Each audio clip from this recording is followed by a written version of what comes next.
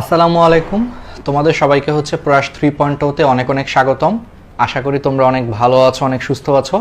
So তোমাদের সবার সামনে হচ্ছে আমি আবারও চলে আসছি। তো আমরা আজকে যেটা করব, আজকে আমরা এই চ্যাপ্টারটা নিয়ে হলো আমরা শুরু করব, ঠিক আছে? আমরা তড়িৎ রসায়নের হচ্ছে পার্ট 2 থেকে আমরা শুরু করব। আমরা আজকে তোমাদের এই সক্রিয়তা সিরিজ থেকে হচ্ছে আমরা শুরু করব আর কি, ঠিক আছে? ধাতুর যে সক্রিয়তা সিরিজ, এই সক্রিয়তা সিরিজ থেকে হচ্ছে আমরা আজকে মোটামুটি তোমাদের শুরু করব।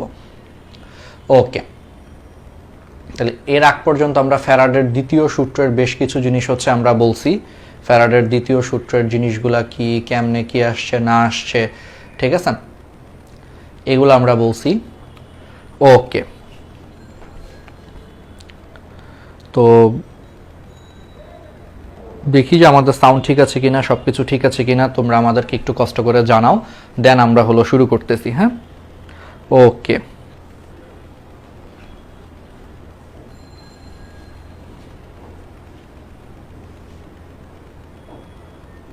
হ্যাঁ, ওয়ালাইকুম আসসালাম। তো ঠিক আছে,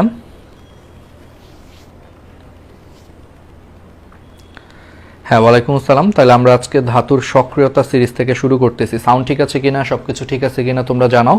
আজকে আমি আসলে একটু মানসিকভাবে একটু মন খারাপ এই কারণে যে তোমাদের আসলে যে রেকর্ড করতেছি, হ্যাঁ, আমাদের পিসিতে একটু পরপরই হচ্ছে হ্যাংয়ের কারণে, একটু হ্যাং করার কারণে আমরা খুব স্লোলি আগাচ্ছি। মানে দেখা গেছে 1 ঘন্টার বেশি আমরা টানা করতে পারতেছি না। মানে আমরা তো হচ্ছে আমাদের যে লেকচার নোটগুলা, আমরা তো মেডিকেল ক্লাসগুলা কি করি, আমরা মেইন বইয়ের হচ্ছে পিডিএফ দিয়ে পড়াই। আর এমনি একাডেমিক ক্লাস বা ওয়ান শট ক্লাসগুলো কিন্তু আমরা পাওয়ার পয়েন্টের স্লাইড ইউজ করে পড়াই। তো পাওয়ার পয়েন্ট একটু প্রবলেম করতেছে, বারবার একটু পরপর হচ্ছে 1 ঘন্টা 1 ঘন্টা পরপর হ্যাং হয়ে যাচ্ছে, আগের সব লেখা মুছে যাচ্ছে। সো দেখা গেছে যেরকম হ্যাং হয়ে যাওয়ার কারণে বা আগের লেখা মুছে যাওয়ার কারণে হচ্ছে ভিডিওটা বারবার আটকে যাচ্ছে, ভিডিওটা আটকে হচ্ছে ঠিক করতে হচ্ছে। তো এই জিনিসটার জন্য আজকে মানে আমি খুবই বিরক্ত আসলে। নয়তো আমার গতকালের মধ্যে হয়তো ইনশাল্লাহ রেডি হয়ে যাইতো, সেটা আজকে এখনো মনে করি 1-2টা সৃজনশীল লাস্টের দিকে সলভ করা বাকি, যেটা নিয়ে আসলে খুবই বিরক্ত। কারণ বুঝতেই পারতেছো, একটা কাজ তুমি সারাদিন ধরে বসে আছো, তুমি তোমার 100% দিচ্ছ, বাট ঝামেলা হচ্ছে। তো দেখি একটু পর আমার একটা ফ্রেন্ড আসার কথা তোমাদের আজকে ক্লাসের পরে, ও একটু কম্পিউটার সম্পর্কে একটু ভালো জানে। এখন আমি তো আসলে এত কিছু সামলায় মানে এত দিক সামলায় আসলে এখন কম্পিউটার নিয়ে বসে বসে কাজ করবো, এত আর ধৈর্যও নাই আসলে আমার, সত্যি কথা। তো ফ্রেন্ড আসলে দেখা যাক একটু পিসির যে যদি প্রবলেমগুলো যদি একটু হয় আর কি, ঠিক আছে?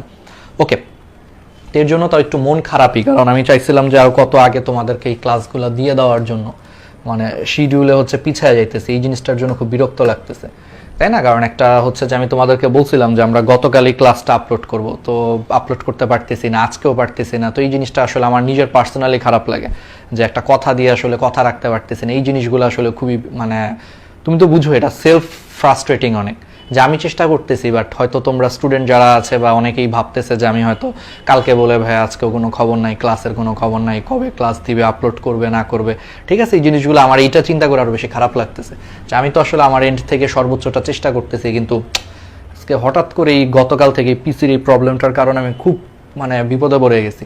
আচ্ছা যাই হোক, তাহলে আমরা এটা একটু শুরু করি। তাহলে প্রথমে এখানে সব কিছু ঠিক আছে, হ্যাঁ? তাহলে আজকে আমরা হলো কি থেকে শুরু করব?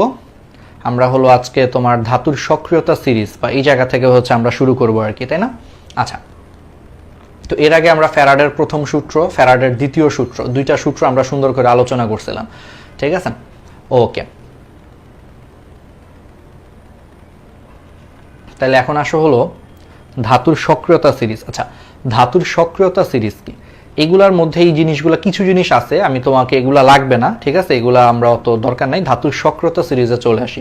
ধাতুর সক্রিয়তা সিরিজ হচ্ছে কোন ধাতু কার তুলনায় বেশি সক্রিয়, কোন ধাতু হচ্ছে তোমার কার তুলনায় হচ্ছে তোমার বেশি সক্রিয়, সেটা নিয়ে বিজ্ঞানীরা হচ্ছে একটা সিরিয়াল তৈরি করছে। যেই সিরিয়ালে দেখা যায় যে সবার উপরে যেই ধাতুটা অবস্থান করতেছে সেই ধাতুর সক্রিয়তা হচ্ছে সবচেয়ে বেশি, তারপরে যেই ধাতুটা অবস্থান করতেছে তার সক্রিয়তা হচ্ছে একটু কম, তারপরে তার একটু কম, এরকম করতে করতে সিরিয়ালে আসলে সবচেয়ে বেশি সক্রিয় থেকে সবচেয়ে কম সক্রিয় এরকম একটা ধাতুর সক্রিয়তার হচ্ছে একটা সিরিয়াল করা হয়েছে। এই সিরিয়ালটাকে তোমার বলা হয় ধাতুর সক্রিয়তা সিরিজ। আচ্ছা, ধাতুর সক্রিয়তা সিরিজে একটা বেসিক মনে রাখবা, ঠিক আছে? এই যে দেখো, একক প্রতিস্থাপন বিক্রিয়ার মাধ্যমে, দেখো একক প্রতিস্থাপন বিক্রিয়ার মাধ্যমে ধাতুসমূহের সক্রিয়তার তুলনামূলক সারি রসায়নবিদেরা হচ্ছে তোমার তৈরি করেছে। ধাতুসমূহের এই সারিটাকে হচ্ছে তোমার কি বলা হয়? ধাতুর সক্রিয়তা সিরিজ বলা হয়, ঠিক আছে? যেমন এই যে দেখো, তাহলে একক প্রতিস্থাপন বিক্রিয়ার মাধ্যমে ধাতুসমূহের যে সক্রিয়তার তুলনামূলক হচ্ছে একটা সিরিজ হচ্ছে বিজ্ঞানীরা তৈরি করছে। এই সিরিজটাকে তোমার বলা হয় ধাতুর সক্রিয়তা সিরিজ। খেয়াল করো, এই ধাতুর সক্রিয়তা সিরিজ অনুযায়ী উপরের দিকের যে ধাতুগুলো আছে, উপরের দিকের ধাতুগুলোর হচ্ছে তোমার সক্রিয়তা বেশি, নিচের দিকের ধাতুগুলোর হচ্ছে তোমার সক্রিয়তা কম। তার মানে উপর থেকে তুমি যত নিচের দিকে নামবা ধাতুর সক্রিয়তা সিরিজে, ধাতুর সক্রিয়তা হচ্ছে তোমার কি হবে? তত হ্রাস পাবে বা তত কমে যাবে। আচ্ছা, এখন তুমি আমাকে বলতে পারো ভাইয়া এখানে একটা জিনিস আছে, একক প্রতিস্থাপন বিক্রিয়া। একক প্রতিস্থাপন বিক্রিয়া আসলে বলতে কি বোঝায়? দেখো, একক প্রতিস্থাপন বিক্রিয়াটা হচ্ছে, ধরো এটা একটা এক্সাম্পল দিয়েই তোমাদেরকে বলি, যে ধরো তুমি একটা বিক্রিয়া ধরে নাও, ঠিক আছে? ধরো একক প্রতিস্থাপন বিক্রিয়ার ক্ষেত্রে একটা এক্সাম্পল, ধরো জিঙ্কের সাথে কপার সালফেটের হচ্ছে বিক্রিয়া। তাহলে জিঙ্কের সাথে যখন কপার সালফেট বিক্রিয়া হয়, আমরা সবাই জানি জিঙ্ক কি করে? জিঙ্ক হচ্ছে কপার আয়নকে সরায় দিয়ে সে নিজে হচ্ছে সালফেটের সাথে যুক্ত হয়, অর্থাৎ তখন জিঙ্ক সালফেট এবং কপার উৎপন্ন হয়, তাই না? এইটুকু বেসিক কিন্তু আমরা বুঝতেছি যে জিঙ্ক যখন কপার সালফেটের সাথে বিক্রিয়া করে, জিঙ্ক হচ্ছে কপারকে সরিয়ে দিয়ে নিজে সেই জায়গায় বসে জিঙ্ক সালফেট প্লাস কি উৎপন্ন করে? প্লাস হচ্ছে সে কপার উৎপন্ন করে, ঠিক আছে? এখন এই সিম্পল জিনিসটা যদি তোমরা একটু লক্ষ্য করো বা এই জিনিসটা যদি একটু খেয়াল করার চেষ্টা করো, দেখো যে তাহলে এই ধাতুটা কি করতেছে? আরেকটা ধাতুর যৌগ থেকে সেই ধাতুকে হচ্ছে প্রতিস্থাপন করতেছে। অর্থাৎ এখানে জিঙ্কটা কপার সালফেট থেকে, দেখো কপারকে প্রতিস্থাপন করে সে নিজে কপারের জায়গায় বসে জিঙ্ক সালফেট তৈরি করতেছে। তাহলে একটা ধাতু আরেকটা ধাতুর যৌগ থেকে সেই ধাতুকে প্রতিস্থাপন করে তার জায়গায় বসতেছে। এটাই হচ্ছে একক প্রতিস্থাপন বিক্রিয়া, ঠিক আছে? একক প্রতিস্থাপন মানে একটা ধাতু আরেকটা ধাতুকে একাই প্রতিস্থাপন করে সেই জায়গাটায় বসতেছে আর কি, এটার কথাই বলা হয়েছে। এখন ধাতুর সক্রিয়তা সিরিজের কিছু গুরুত্ব আছে, কিছু বেসিক জিনিস আছে। ধাতুর সক্রিয়তা সিরিজে একটা কথা বলে দিয়েছে যে উপর থেকে তুমি যত নিচের দিকে নামবা সক্রিয়তা হচ্ছে হ্রাস পাবে, আর নিচ থেকে যত উপরের দিকে উঠবা ধাতু সমূহের হচ্ছে সক্রিয়তা তত বৃদ্ধি পাবে। এটা হচ্ছে ফার্স্ট পয়েন্ট। আচ্ছা, সেকেন্ড পয়েন্টটা হচ্ছে একটু খেয়াল করো। সেকেন্ড পয়েন্টটা হলো উপরের দিকের ধাতুর সক্রিয়তা কি বেশি? উপরের দিকের ধাতুর সক্রিয়তা বেশি হওয়ার কারণে এগুলা নিচের দিকের ধাতুগুলাকে সরায় দিতে পারতেছে। যেমন একটু আগের এক্সাম্পল দিয়েছিলাম, দেখো জিঙ্ক এখানে অবস্থান করে আর দেখো কপার এখানে অবস্থান করে। তাহলে ধাতুর সক্রিয়তা সিরিজ অনুযায়ী চিন্তা করলে দেখো জিঙ্কের অবস্থান কপারের অনেক উপরে হওয়ার কারণে দেখো আলটিমেটলি কি করতেছে? জিঙ্ক হচ্ছে কপার সালফেট থেকে হচ্ছে কপারকে প্রতিস্থাপন করে তার জায়গায় বসতেছে। তার মানে ধাতুর সক্রিয়তা সিরিজের আরেকটা গুরুত্বপূর্ণ প্রয়োগ হচ্ছে উপরের দিকের ধাতুগুলা নিচের দিকের ধাতুগুলার যে যৌগ আছে সেই যৌগ থেকে তাদেরকে হচ্ছে প্রতিস্থাপন করে দিতে পারে, কিন্তু নিচের গুলা উপরের ধাতুগুলার প্রতিস্থাপন করতে পারে না। যেমন কপার নর্মালি কখনোই সে জিঙ্ক সালফেট থেকে সে জিঙ্ককে সরিয়ে তার জায়গায় হচ্ছে বসতে পারে না। তার মানে এখানে কোনো রিয়াকশন হবে না, কারণ কপারের সক্রিয়তা জিঙ্কের তুলনায় কম। এই জন্য ধাতুর সক্রিয়তা সিরিজে নিচের দিকের ধাতুগুলা সক্রিয়তা কম থাকার কারণে তারা কখনোই হচ্ছে উপরের দিকের ধাতুগুলাকে হচ্ছে প্রতিস্থাপন করতে পারে না, কিন্তু উপরের দিকের ধাতুগুলা নিচের দিকের ধাতুগুলাকে কি করতে পারতেছে? প্রতিস্থাপন করতে পারতেছে। তাহলে এটা হচ্ছে আরেকটা গুরুত্বপূর্ণ প্রয়োগ আর কি, ঠিক আছে? আচ্ছা, এবার দেখো উপরের দিকের ধাতুগুলা কি অনেক বেশি সক্রিয় হওয়ার কারণে তুমি মোটামুটি দেখো লিথিয়াম থেকে মোটামুটি হচ্ছে সোডিয়াম পর্যন্ত উপরের সক্রিয় ধাতুগুলা তারা নর্মাল পানির সাথে বিক্রিয়া করে সেই পানির হাইড্রোজেনকে হচ্ছে প্রতিস্থাপন করতে পারে। আর তারপরে দেখো ম্যাগনেসিয়াম থেকে আয়রন পর্যন্ত ধাতুগুলা হচ্ছে মধ্যম সক্রিয়, এই জন্য এরা পানির সাথে বিক্রিয়া করতে পারে না, কিন্তু পানিকে একটু বেশি তাপ দিয়ে তুমি যদি বাষ্পে পরিণত করো এরা বাষ্পের সাথে হচ্ছে বিক্রিয়া করতে পারে। তাহলে দেখো উপরের দিকের ধাতুগুলার হচ্ছে সক্রিয়তা বেশি, এদের সক্রিয়তা বেশি বলে দেখো এরা পানি যখন তরল অবস্থায় থাকে, তরল অবস্থাতেই দেখো পানির সাথে বিক্রিয়া করে সেই পানিটাকে হচ্ছে হাইড্রোজেনকে প্রতিস্থাপন করতে পারে উপরের গুলা। আর এই মাঝখানের গুলা দেখো এদের সক্রিয়তা কম হওয়ার কারণে এরা পানির সাথে বিক্রিয়া করতে পারে না। কিন্তু তুমি যদি সেই পানিকে অনেক উত্তপ্ত করো, অনেক উত্তপ্ত করে তুমি যদি পানিকে বাষ্পে পরিণত করো, সেই বাষ্পের সাথে হচ্ছে তখন সে বিক্রিয়া করতে পারে, ঠিক আছে, করে হাইড্রোজেনকে প্রতিস্থাপন করতে পারে। আর এর নিচের দিকের গুলা ক্যাডমিয়াম থেকে লেড পর্যন্ত এগুলা বাষ্পের সাথেও বিক্রিয়া করতে পারে না, কারণ এগুলো সক্রিয়তা হচ্ছে আরো কম।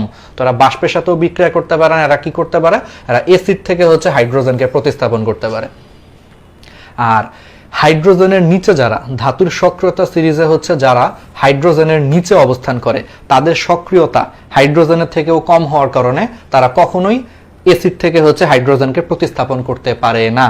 কারণ একটু আগে বলছি নিচের গুলা উপরের জিনিসটাকে প্রতিস্থাপন করতে পারে না, তাহলে নিচের যে চারটা ধাতু আছে এদের সক্রিয়তা হাইড্রোজেনের থেকেও কম। সো হাইড্রোজেনের থেকে কম হওয়ার কারণে তারা কখনোই অ্যাসিড থেকে হাইড্রোজেনকে প্রতিস্থাপন করতে পারে না, ঠিক আছে। এটা হচ্ছে বেসিক আর কি, পারা যাবে, এটাই হচ্ছে গুরুত্ব। তাহলে দেখছো ধাতুর সক্রিয়তা সিরিজে দেখো লিথিয়াম হচ্ছে সবচেয়ে বেশি সক্রিয় ধাতু। আচ্ছা এখন আসো সক্রিয়তা সিরিজ থেকে, তাহলে আমি যেই পয়েন্টগুলো বললাম এই পয়েন্টগুলাই তোমাকে মনে রাখতে হবে যে নিচের দিকের ধাতুগুলা, হাইড্রোজেনের নিচের দিকের ধাতুগুলা কোনোভাবেই হচ্ছে হাইড্রোজেনকে প্রতিস্থাপন করতে পারে না। হাইড্রোজেনের ঠিক উপরের দিকের যত ধাতু আছে তারা হচ্ছে অ্যাসিড থেকে হচ্ছে হাইড্রোজেনকে কি করতে পারে, প্রতিস্থাপন করতে পারে। আবার সবচেয়ে উপরের দিকের যে ধাতুগুলো আছে তারা সরাসরি পানি থেকেই হাইড্রোজেনকে প্রতিস্থাপন করতে পারে। তার নিচের গুলা হচ্ছে বাষ্প থেকে হাইড্রোজেনকে প্রতিস্থাপন করতে পারে। আর তার নিচের গুলা হচ্ছে শুধু অ্যাসিড থেকে হাইড্রোজেনকে প্রতিস্থাপন করতে পারে। আর নিচের গুলা তাও পারে না, কিছুই করতে পারে না, ওরা হাইড্রোজেনকে কখনোই প্রতিস্থাপন করতে পারে না, কারণ ওদের সক্রিয়তা কম। এইটুকু জানলেই হবে, আর কিছু দরকার নেই। আর অনেকেই তোমরা সিরিয়াল গুলা হচ্ছে তোমরা ছন্দ দিয়ে মনে রাখো, ঠিক আছে, ঠিক আছে, এই ছন্দ দিয়ে মনে রাখো। আসলে এই ছন্দগুলা দিয়ে আসলে মনে রাখে আমার কাছে মনে হয় না খুব বেশি ইফেক্টিভ, কারণ এটা পরীক্ষায় খুব একটা হচ্ছে আসে না। ধাতুর সক্রিয়তা সিরিজের সিরিয়ালগুলো মেডিকেল ভর্তি পরীক্ষায় ওইভাবে আসে না, এই সক্রিয়তা সিরিজের গুরুত্বগুলাই পরীক্ষায় বেশি আসে। আর হালকা করে যদি মনে রাখতে চাও এইটুকু জাস্ট হালকা করে মনে রাখবা, লিথিয়াম, পটাশিয়াম, সোডিয়াম এইগুলার সক্রিয়তা হচ্ছে তোমার একটু বেশি। জিঙ্কের সক্রিয়তা হচ্ছে মাঝামাঝি, জিঙ্ক, আয়রন এগুলো হচ্ছে মাঝামাঝি, ক্যাডমিয়াম এগুলো হচ্ছে মাঝামাঝি। আর হাইড্রোজেনের নিচের চারটা ধাতু মনে রাখতে পারো, ঠিক আছে, কপার, মার্কারি, সিলভার, গোল্ড। এই হাইড্রোজেনের নিচের চারটা ধাতু তুমি আলাদা করে মনে রাখতে পারো, এইটুকু মনে রাখলেই হয়েছে। ওই অনেকে আমরা ছন্দ দিয়ে মনে রাখি, দরকার নাই এত ছন্দ দিয়ে আসলে পড়তে গেলে পরীক্ষার হলে দেখবা তোমার ছন্দই মনে নাই। সো এত পড়ার দরকার নেই, তুমি জাস্ট হাইড্রোজেনের নিচের চারটা ধাতু কপার, মার্কারি, সিলভার, গোল্ড এই চারটা মনে রাখবা। তার উপরে হচ্ছে হাইড্রোজেন আছে মনে রাখবা। তার উপরে মনে করো সব মনে রাখার দরকার নাই, তুমি খালি মনে রাখো হাইড্রোজেনের উপরে হচ্ছে লেড আছে, ক্যাডমিয়াম আছে এগুলা, তার উপরে আয়রন, জিঙ্ক আছে, মাঝখানে গুলা মনে রাখবা। আর উপরের দুই তিনটা মনে রাখবা, লিথিয়াম, পটাশিয়াম, সোডিয়াম, ক্যালসিয়াম এগুলা। ব্যাস, যেগুলা গোল গোল করে দিছি তুমি সেইগুলার অবস্থান মনে রাখলে আমার মনে হয় যে তোমার মোটামুটি সক্রিয়তা সিরিজ পারা যাবে। হ্যাঁ, ওকে, তাহলে এগুলো সব আমরা বলে দিছি যে এই সক্রিয়তা সিরিজ থেকে জানা যায় যে উপরে স্থানপ্রাপ্ত অধিক সক্রিয় ধাতুটা সিরিজের নিচে অবস্থিত। দেখো এই যে কম সক্রিয় ধাতুর লবণের দ্রবণে ওই কম সক্রিয় ধাতুর আয়নকে হচ্ছে একক প্রতিস্থাপন করে তার জায়গায় হচ্ছে বসে যায়, ঠিক আছে। আর আমি তোমাদেরকে বারবার বলি যে মেডিকেল কোর্স, হ্যাঁ মেডিকেল কোর্সে কিন্তু আমরা সবসময় কি হয় বই লাইন বাই লাইন কিন্তু আমরা পড়াই। এখন অনেকে তোমরা বলতে পারো, ঠিক আছে, অনেকে অনেক জায়গায় হচ্ছে তোমরা বলতে পারো যে আসলে বই লাইন বাই লাইন না পড়ায় অন্য কোনোভাবে হয়তো পড়ানো যায়, বা এরকম অনেক জায়গায় হচ্ছে দেখছি বা কিছু কিছু জিনিস আমার নজরে আসছে যে মেডিকেল কোর্সে হচ্ছে আমাদের পড়ানো নাকি একটু বোরিং টাইপের, বোরিং বা ওইরকম মানে ন্যানোবায়োলজি যেরকম অনেক ইন্টারেস্টিং ছিল, অনেক অ্যানিমেশন ছিল। আচ্ছা এটা আমি দেখলাম যে অনেক জায়গাতেই হচ্ছে আমি এগুলো দেখলাম স্টুডেন্টরা এগুলো মনে করে। সো আমি তোমাদেরকে সবসময় একটা কথা বলি, দেখো উদ্দেশ্যটা মাথায় রাখতে হবে। ন্যানোবায়োলজি কোর্সে বা যে কোনো আমাদের একাডেমিক কোর্সে আমাদের টার্গেট কি ছিল, তোমাদেরকে বেসিক ক্লিয়ার করে বায়োলজি হচ্ছে ফিল করে পড়ানো, সেটার পারপাস ছিল একরকম, প্লাস তোমাদের একাডেমিক্যালি খুবই চমৎকার একটা বেস তৈরি করা, একটা ভিত্তি তৈরি করা, সেটা ছিল আমাদের টার্গেট। কিন্তু মেডিকেল কোর্সে কিন্তু আমাদের টার্গেট হচ্ছে তোমাদেরকে আমরা ডিটেলসে পড়ায়া তোমাদের কনসেপ্টও ক্লিয়ার করব, কিন্তু এর পাশাপাশি তোমাকে বইয়ের প্রত্যেকটা লাইনও পড়াবো। কারণ মেডিকেলে তুমি ধরো অনেক কনসেপ্ট তুমি ক্লিয়ার আছে, বাট তুমি কখনো মেইন বই পড়ো না, তুমি আমাদের নোট পড়ো, ধরো ন্যানো বায়োলজি কোর্সের যে নোটটা আছে, তুমি যদি সেই নোটটা পড়ে মেডিকেল ভর্তি পরীক্ষা দিতে যাও, তুমি ধরো হচ্ছে সেখান থেকে 80% কমন পাবা, এটুকু আমরা বলতে পারি। বাট 80% কমন পেয়ে তুমি তো 80% পরীক্ষায় পারবা না। 80% কমন পাইলেও দেখবে সেখানে তোমার 5-7টা এমনিতেই ভুল যাবে, তাহলে তোমার কিন্তু চান্স নিয়ে কিন্তু একটা টানাটানি হয়ে গেল। বাট তুমি যদি মেইন বইভাবে লাইন বাই লাইন ধরে ধরে পড়ো, যেটা আমরা মেডিকেল কোর্সে পড়াই, কারণ মেডিকেল কোর্সে আমাদের টার্গেট হচ্ছে তোমাদেরকে মেডিকেলে চান্স পাওয়ানো, এইভাবে লাইন বাই লাইন ধরে ধরে পড়লে ইনশাল্লাহ তুমি প্রায় 100%-এর মতো কমন পাবা। সেখান থেকে তুমি 5টা 7টা 8টা ভুল করলেও মোটামুটি তোমার ভালো একটা মার্কস থাকবে, তুমি মেডিকেলে চান্স পেয়ে যাবা। বুঝতে পারছো? এই জন্য মেডিকেলে চান্স পাওয়ার জন্য হয়তো আমাদের এই ক্লাসের এই সিস্টেমগুলো একটু বোরিং লাগতে পারে, কিন্তু এটা ইফেক্টিভ। বিশ্বাস করে এটা অনেক ইফেক্টিভ, কারণ তোমরা যত বেশি মেইন বই বারবার পড়বা তোমাদের তত বেশি উপকার হবে। যেমন তোমরা যারা আমাদের সাথে রেগুলার ক্লাস করো, ক্লাস করার সময় কি হয়, আমি যখন বইটা রিডিং দিয়ে সুন্দর করে পড়াই, দাগায়া দিই, তারপরে আবার এক্সট্রা যখন ব্যাখ্যা করি, তোমাদের কিন্তু ক্লাসের সাথে সাথে কিন্তু তোমাদের বইটা কিন্তু একবার পড়া হয়ে যায়। পড়া হয় না? বই কিন্তু লাইনগুলো তাহলে দেখো একবার কিন্তু সুন্দর করে পড়া হয়ে গেল, এটা কিন্তু ইম্পর্টেন্ট। তাহলে আমাদের ক্লাসের সাথে তোমার একবার পড়া হইলো, বইটা মোটামুটি একবার প্রত্যেকটা লাইন পড়া হইলো। তারপরে তোমরা কি করতে পারো, আমাদের ক্লাস শেষ হওয়ার পরে ওই দিনই তুমি মনে করো যে যা যা পড়াইছি তুমি সেটা আরেকবার রিডিং পড়লা, আরেকবার সুন্দর করে পড়লা, আমি ক্লাসে কি কি বলার চেষ্টা করছি সেগুলো একটু মনে করার চেষ্টা করলা, করে এগুলো আলাদা মনে করো বইয়ের পাশে লিখে রাখলা। তাহলে তোমার কিন্তু বইটা 2বার পড়া হয়ে গেল, তাইলে তো তুমি আগায় গেলা। এরকম তুমি যদি বইয়ের প্রত্যেকটা লাইন যদি এরকম 2-3বার করে পড়ে রাখতে পারো, তাইলে তো আল্লাহর রহমতে তুমি সিলেবাস শেষ করার পরে তুমি যখন রিভিশন দিবা, তোমার মধ্যে দেখবে একটা কনফিডেন্স কাজ করতেছে, কারণ তুমি বইয়ের প্রত্যেকটা লাইন 2-3বার পড়ছো। 2-3বার পড়লে কিন্তু দেখবে যে পড়া কিন্তু মোটামুটি অনেক ভালোই মনে থাকে, খারাপ মনে থাকে না। তারপরে তো তুমি আরো রিভিশন দিবা, প্রচুর পরীক্ষা দিচ্ছ, রেগুলার এক্সাম হচ্ছে, নেগেটিভ মার্কিং এক্সাম হচ্ছে, পরীক্ষা দিচ্ছ, নিজেদের অবস্থা বুঝতেছো। আর তোমাদের এইচএসসিটা শেষ হোক, এইচএসসি পরীক্ষার পরে তোমাদের হচ্ছে আমরা প্রত্যেক সপ্তাহে হচ্ছে এরকম একটা বিশাল করে হচ্ছে একটা সাপ্তাহিক পরীক্ষা নিব এক্সট্রা। সেখানেও কিন্তু আমরা অনেক কিছু হচ্ছে সুন্দর করে তোমাদেরকে, সাপ্তাহিক পরীক্ষাতেও কিন্তু আরো রিভিশন হবে। এইচএসসির আগে দেখে আমরা কিছু জিনিস আসলে করি নাই, পরীক্ষার ডেইলি এক্সাম নিচ্ছি, এর বাইরে আমরা হচ্ছে যে রিভিশন এক্সামগুলো এইচএসসির আগে খুব একটা নেই নাই, কারণ তোমাদের এখন এইচএসসির জন্য একটা প্রেশারে আছো তোমরা।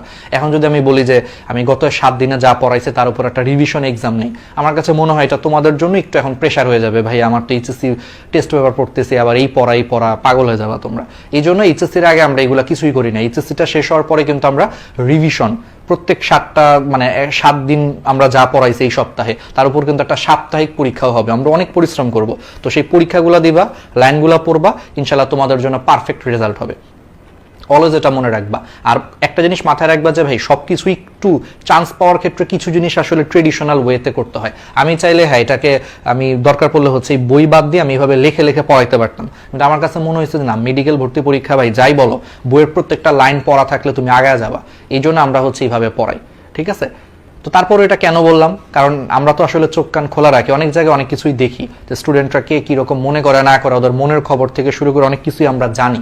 তো এরকম একটা জিনিস আমি বেশ কয়েকদিন ধরেই দেখতেছি যে কয়েকজন স্টুডেন্ট থাকে যারা হয়তো আমাদের এই ক্লাসগুলোই ন্যানো বায়োলজির সাথে কম্পেয়ার করে, তখন সে চিন্তা করে ওটা কত সুন্দর অ্যানিমেশন ছিল, মজা হইতো, আর এটা একটু বোরিং লাগে। এটা স্বাভাবিক, একটু বোরিং লাগবেই, কারণ বইয়ের রিডিং পড়ানোটা একটু বোরিংই লাগে, ঠিক আছে? কিন্তু আমরা কি শুধু রিডিং পড়াই? তোমরাই বলো, আমরা কিন্তু রিডিং পড়াই না, কিন্তু আমরা প্রত্যেকটা লাইন কিন্তু বুঝাইয়া দিচ্ছি, যেটা বুঝানোর সেটার জন্য কিন্তু দেখো আমি অলরেডি বোর্ডে লিখে বুঝাইয়া দিচ্ছি। আর যেটা বুঝানোর দরকার নেই সেটা আমি রিডিং পড়ে তোমাদেরকে বলে দিচ্ছি, এটা মনে রাখো, শেষ। এমন না যে আমরা শুধু রিডিং পড়ায় তোমাদের বলতেছি হ্যাঁ এটা এরকম, বুঝছো না, জিনিসটা কিন্তু এরকম না, ঠিক আছে? কিন্তু তারপরেও হ্যাঁ একটু বোরিং লাগবে, স্বাভাবিক, এখানে অ্যানিমেশন কম, একটু বোরিং লাগতেই পারে, কিন্তু এটা ইফেক্টিভ।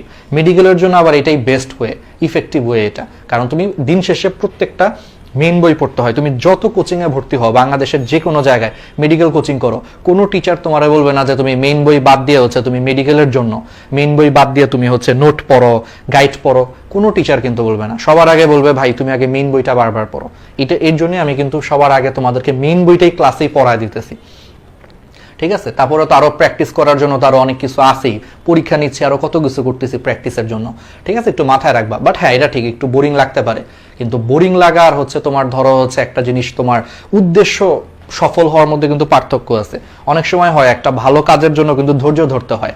যেমন টেস্ট ক্রিকেট দেখছো, টেস্ট ক্রিকেটে কিন্তু অনেক সময় এরকম হয় যে তোমার ধরো তোমার হাতে হচ্ছে এখন 3টা উইকেট আছে, তোমার আজকে মনে করো দিনের খেলা হচ্ছে তোমার ধরো 5ম দিনের খেলা, টেস্ট ক্রিকেট 5 দিনে খেলা হয়, ধরো তোমার হচ্ছে 5 নম্বর দিনের খেলা চলতেছে, তোমার হাতে মনে করো আরো 40 ওভার বাকি আছে, তুমি বুঝতেছো যে 40 ওভারে ধরো তোমার রান দরকার হচ্ছে 150-র উপরে, আর তুমি বুঝতেছো যে 40 ওভারে তুমি যদি 150-র উপরে রান করতে যে মানে জিতার জন্য যদি খেলো, তুমি এটা হারার চান্সটা বেশি।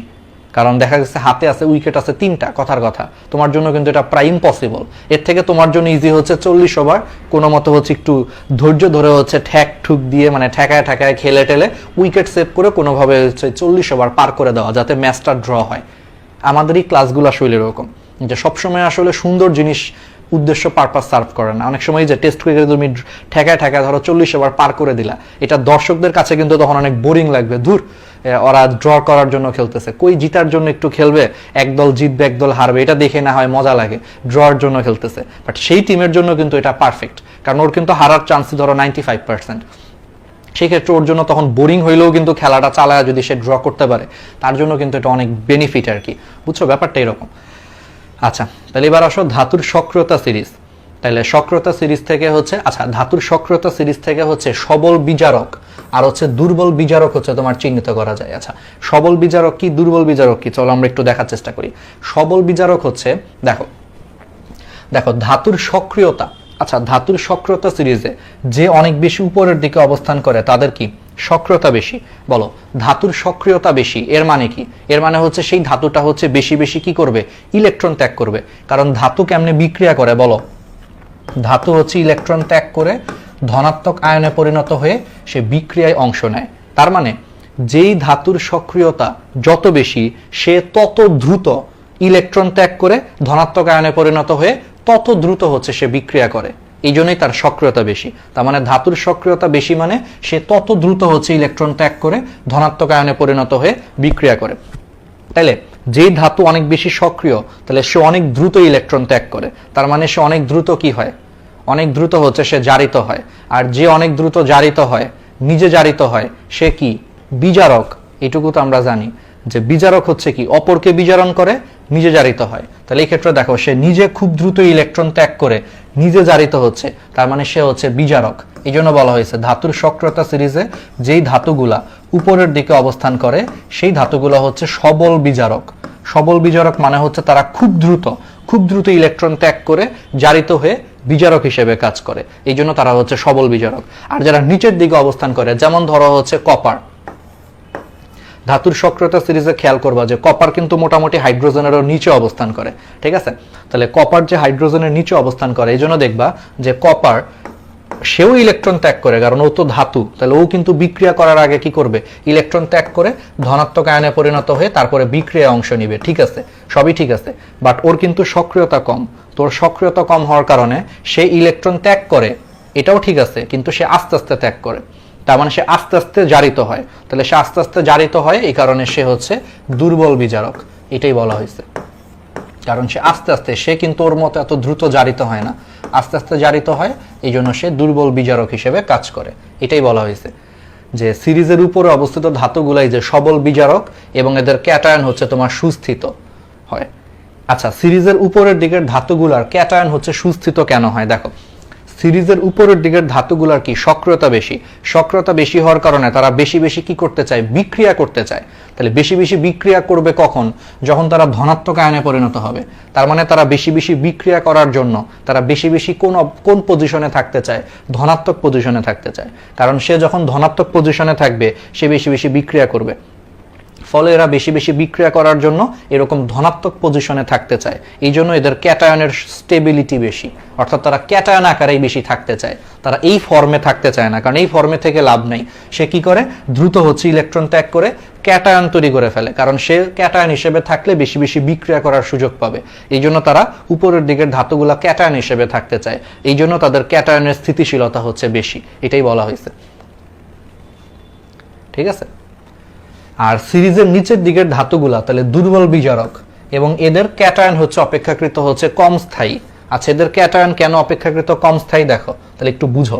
সিরিজের নিচের দিকের যে ধাতুগুলো আছে তাহলে ওরা কিন্তু সহজেই ইলেকট্রন ত্যাগ করতে চায় না, মানে ওরা কম সক্রিয়, তার মানে সহজে মানে কম কম বিক্রিয়া করতে চায়। তাহলে কম কম বিক্রিয়া করতে চায় বলতে তার মানে সে ধনাত্মক আয়নের থাকতে চায় না খুব একটা, তার মানে সে প্রেফার করে ধাতু হিসেবে থাকতেই সে প্রেফার করে, কারণ এর সক্রিয়তা কম।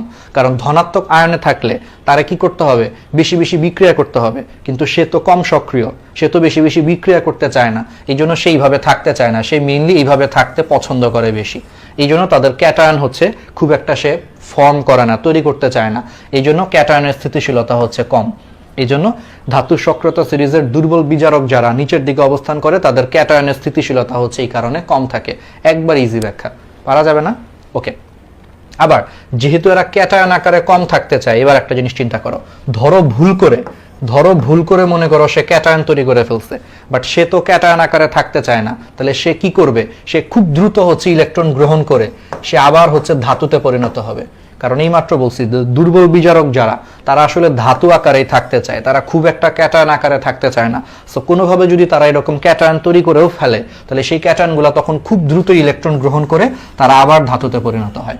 তাহলে এদের ক্যাটায়নগুলা খুব দ্রুত ইলেকট্রন গ্রহণ করে, তার মানে এদের ক্যাটায়নগুলা খুব দ্রুত কি হয়, বিজারিত হয়। আর যে খুব দ্রুত বিজারিত হয় সে কি, জারক। কোন ধরনের জারক? সবল জারক। এই জন্য বলা হয়েছে সিরিজের নিচে অবস্থিত ধাতু দুর্বল বিজারক এবং এদের ক্যাটায়ন অপেক্ষাকৃত কম স্থায়ী এবং এইগুলো এই জন্য সবল জারক হয়। বুঝতে পারছো? ওকে, তাহলে পারা যাবে। তাহলে কি এবার ক্লিয়ার? একবারে কনসেপ্ট ক্লিয়ার না? এই জিনিসগুলাই কাহিনী। তাহলে উল্টাভাবে বলো, তাহলে সিরিজের উপরের যে ধাতুগুলো আছে তাহলে এদের ক্যাটায়নের স্থিতিশীলতা বেশি, এই জন্য এদের ক্যাটায়নগুলো হচ্ছে দুর্বল জারক হয় উপরের দিকের ধাতুগুলার। এখন তুমি বুঝতেই পারতেছো, তাহলে কি কঠিন? একবারে চমৎকার কনসেপ্ট ক্লিয়ার হয়ে গেছে না? ওকে, এবার দেখো সক্রিয়তা সিরিজ তড়িৎ কোষে হচ্ছে ক্যাথোড ও অ্যানোড নির্ধারণে ভূমিকা রাখে, এটা খুবই ইম্পর্টেন্ট। অধিক সক্রিয় ধাতু হচ্ছে তোমার অ্যানোড হিসেবে কাজ করে আর কম সক্রিয় ধাতু হচ্ছে ক্যাথোড হিসেবে কাজ করে। এটা মনে রাখবা কেমনে?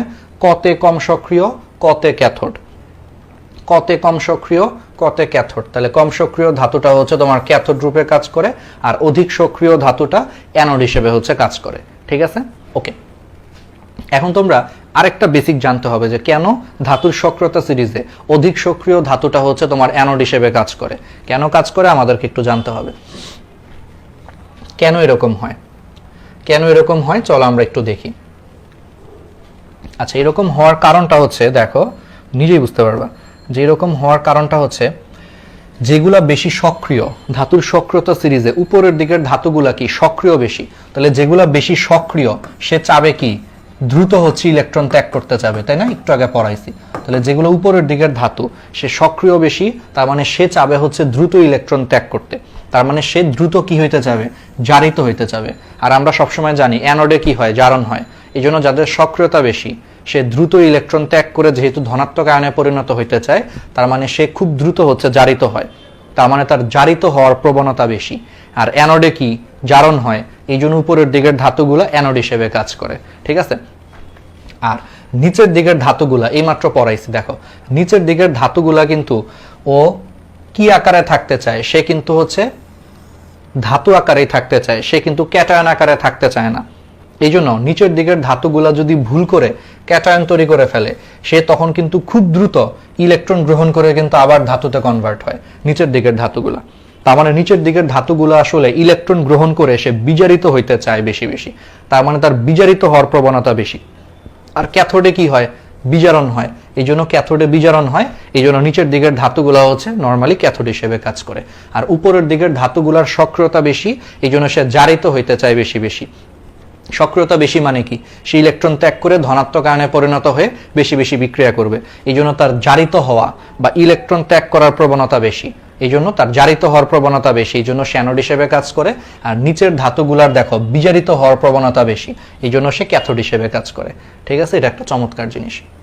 তারপরে দেখো ধাতুর সক্রিয়তা সিরিজে দেখো হাইড্রোজেনের উপরে অবস্থিত ধাতুগুলো সাধারণ অ্যাসিড যেমন লঘু HCl অ্যাসিডের হাইড্রোজেন পরমাণুকে প্রতিস্থাপন করতে পারে, কিন্তু দেখো যে নিচের দিকের সিরিজে হাইড্রোজেনের নিচে অবস্থিত ধাতুগুলোর সাথে HCl কোনো বিক্রিয়া করে না, অর্থাৎ হাইড্রোজেনকে প্রতিস্থাপন করতে পারে না, পড়াইছি।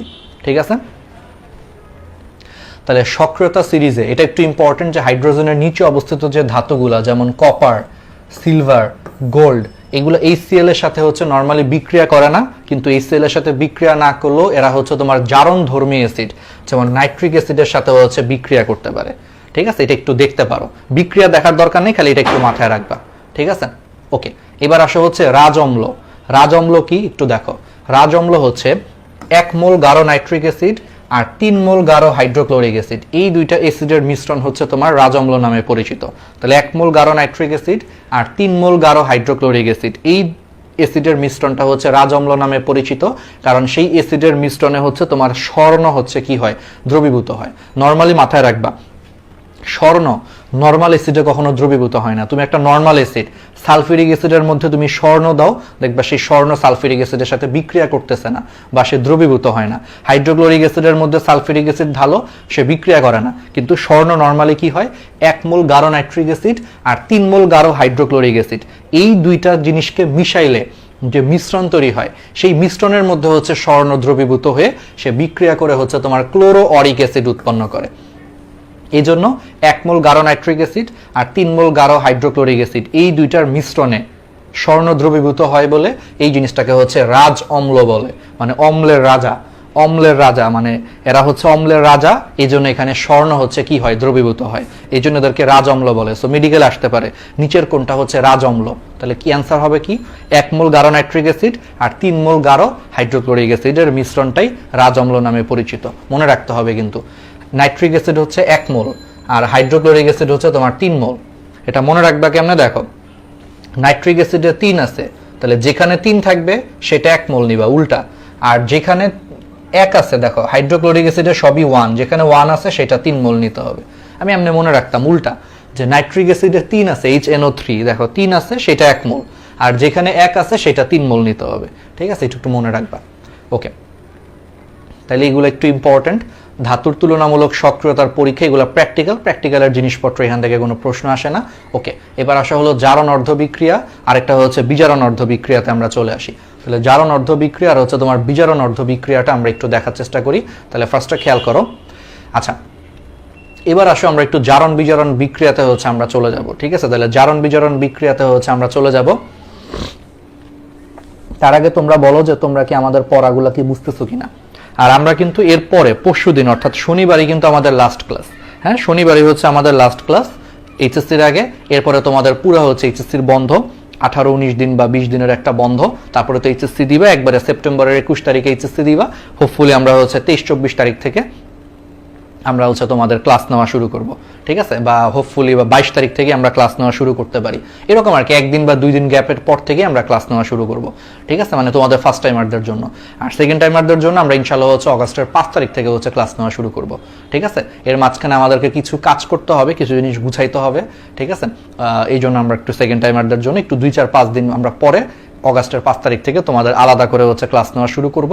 আর আমরা প্ল্যান করছি যে তোমাদের সেকেন্ড টাইমার যারা আছে ওদেরকে আমরা এখন শর্টের বাইরের চ্যাপ্টারগুলো আগে পড়ায় দিব।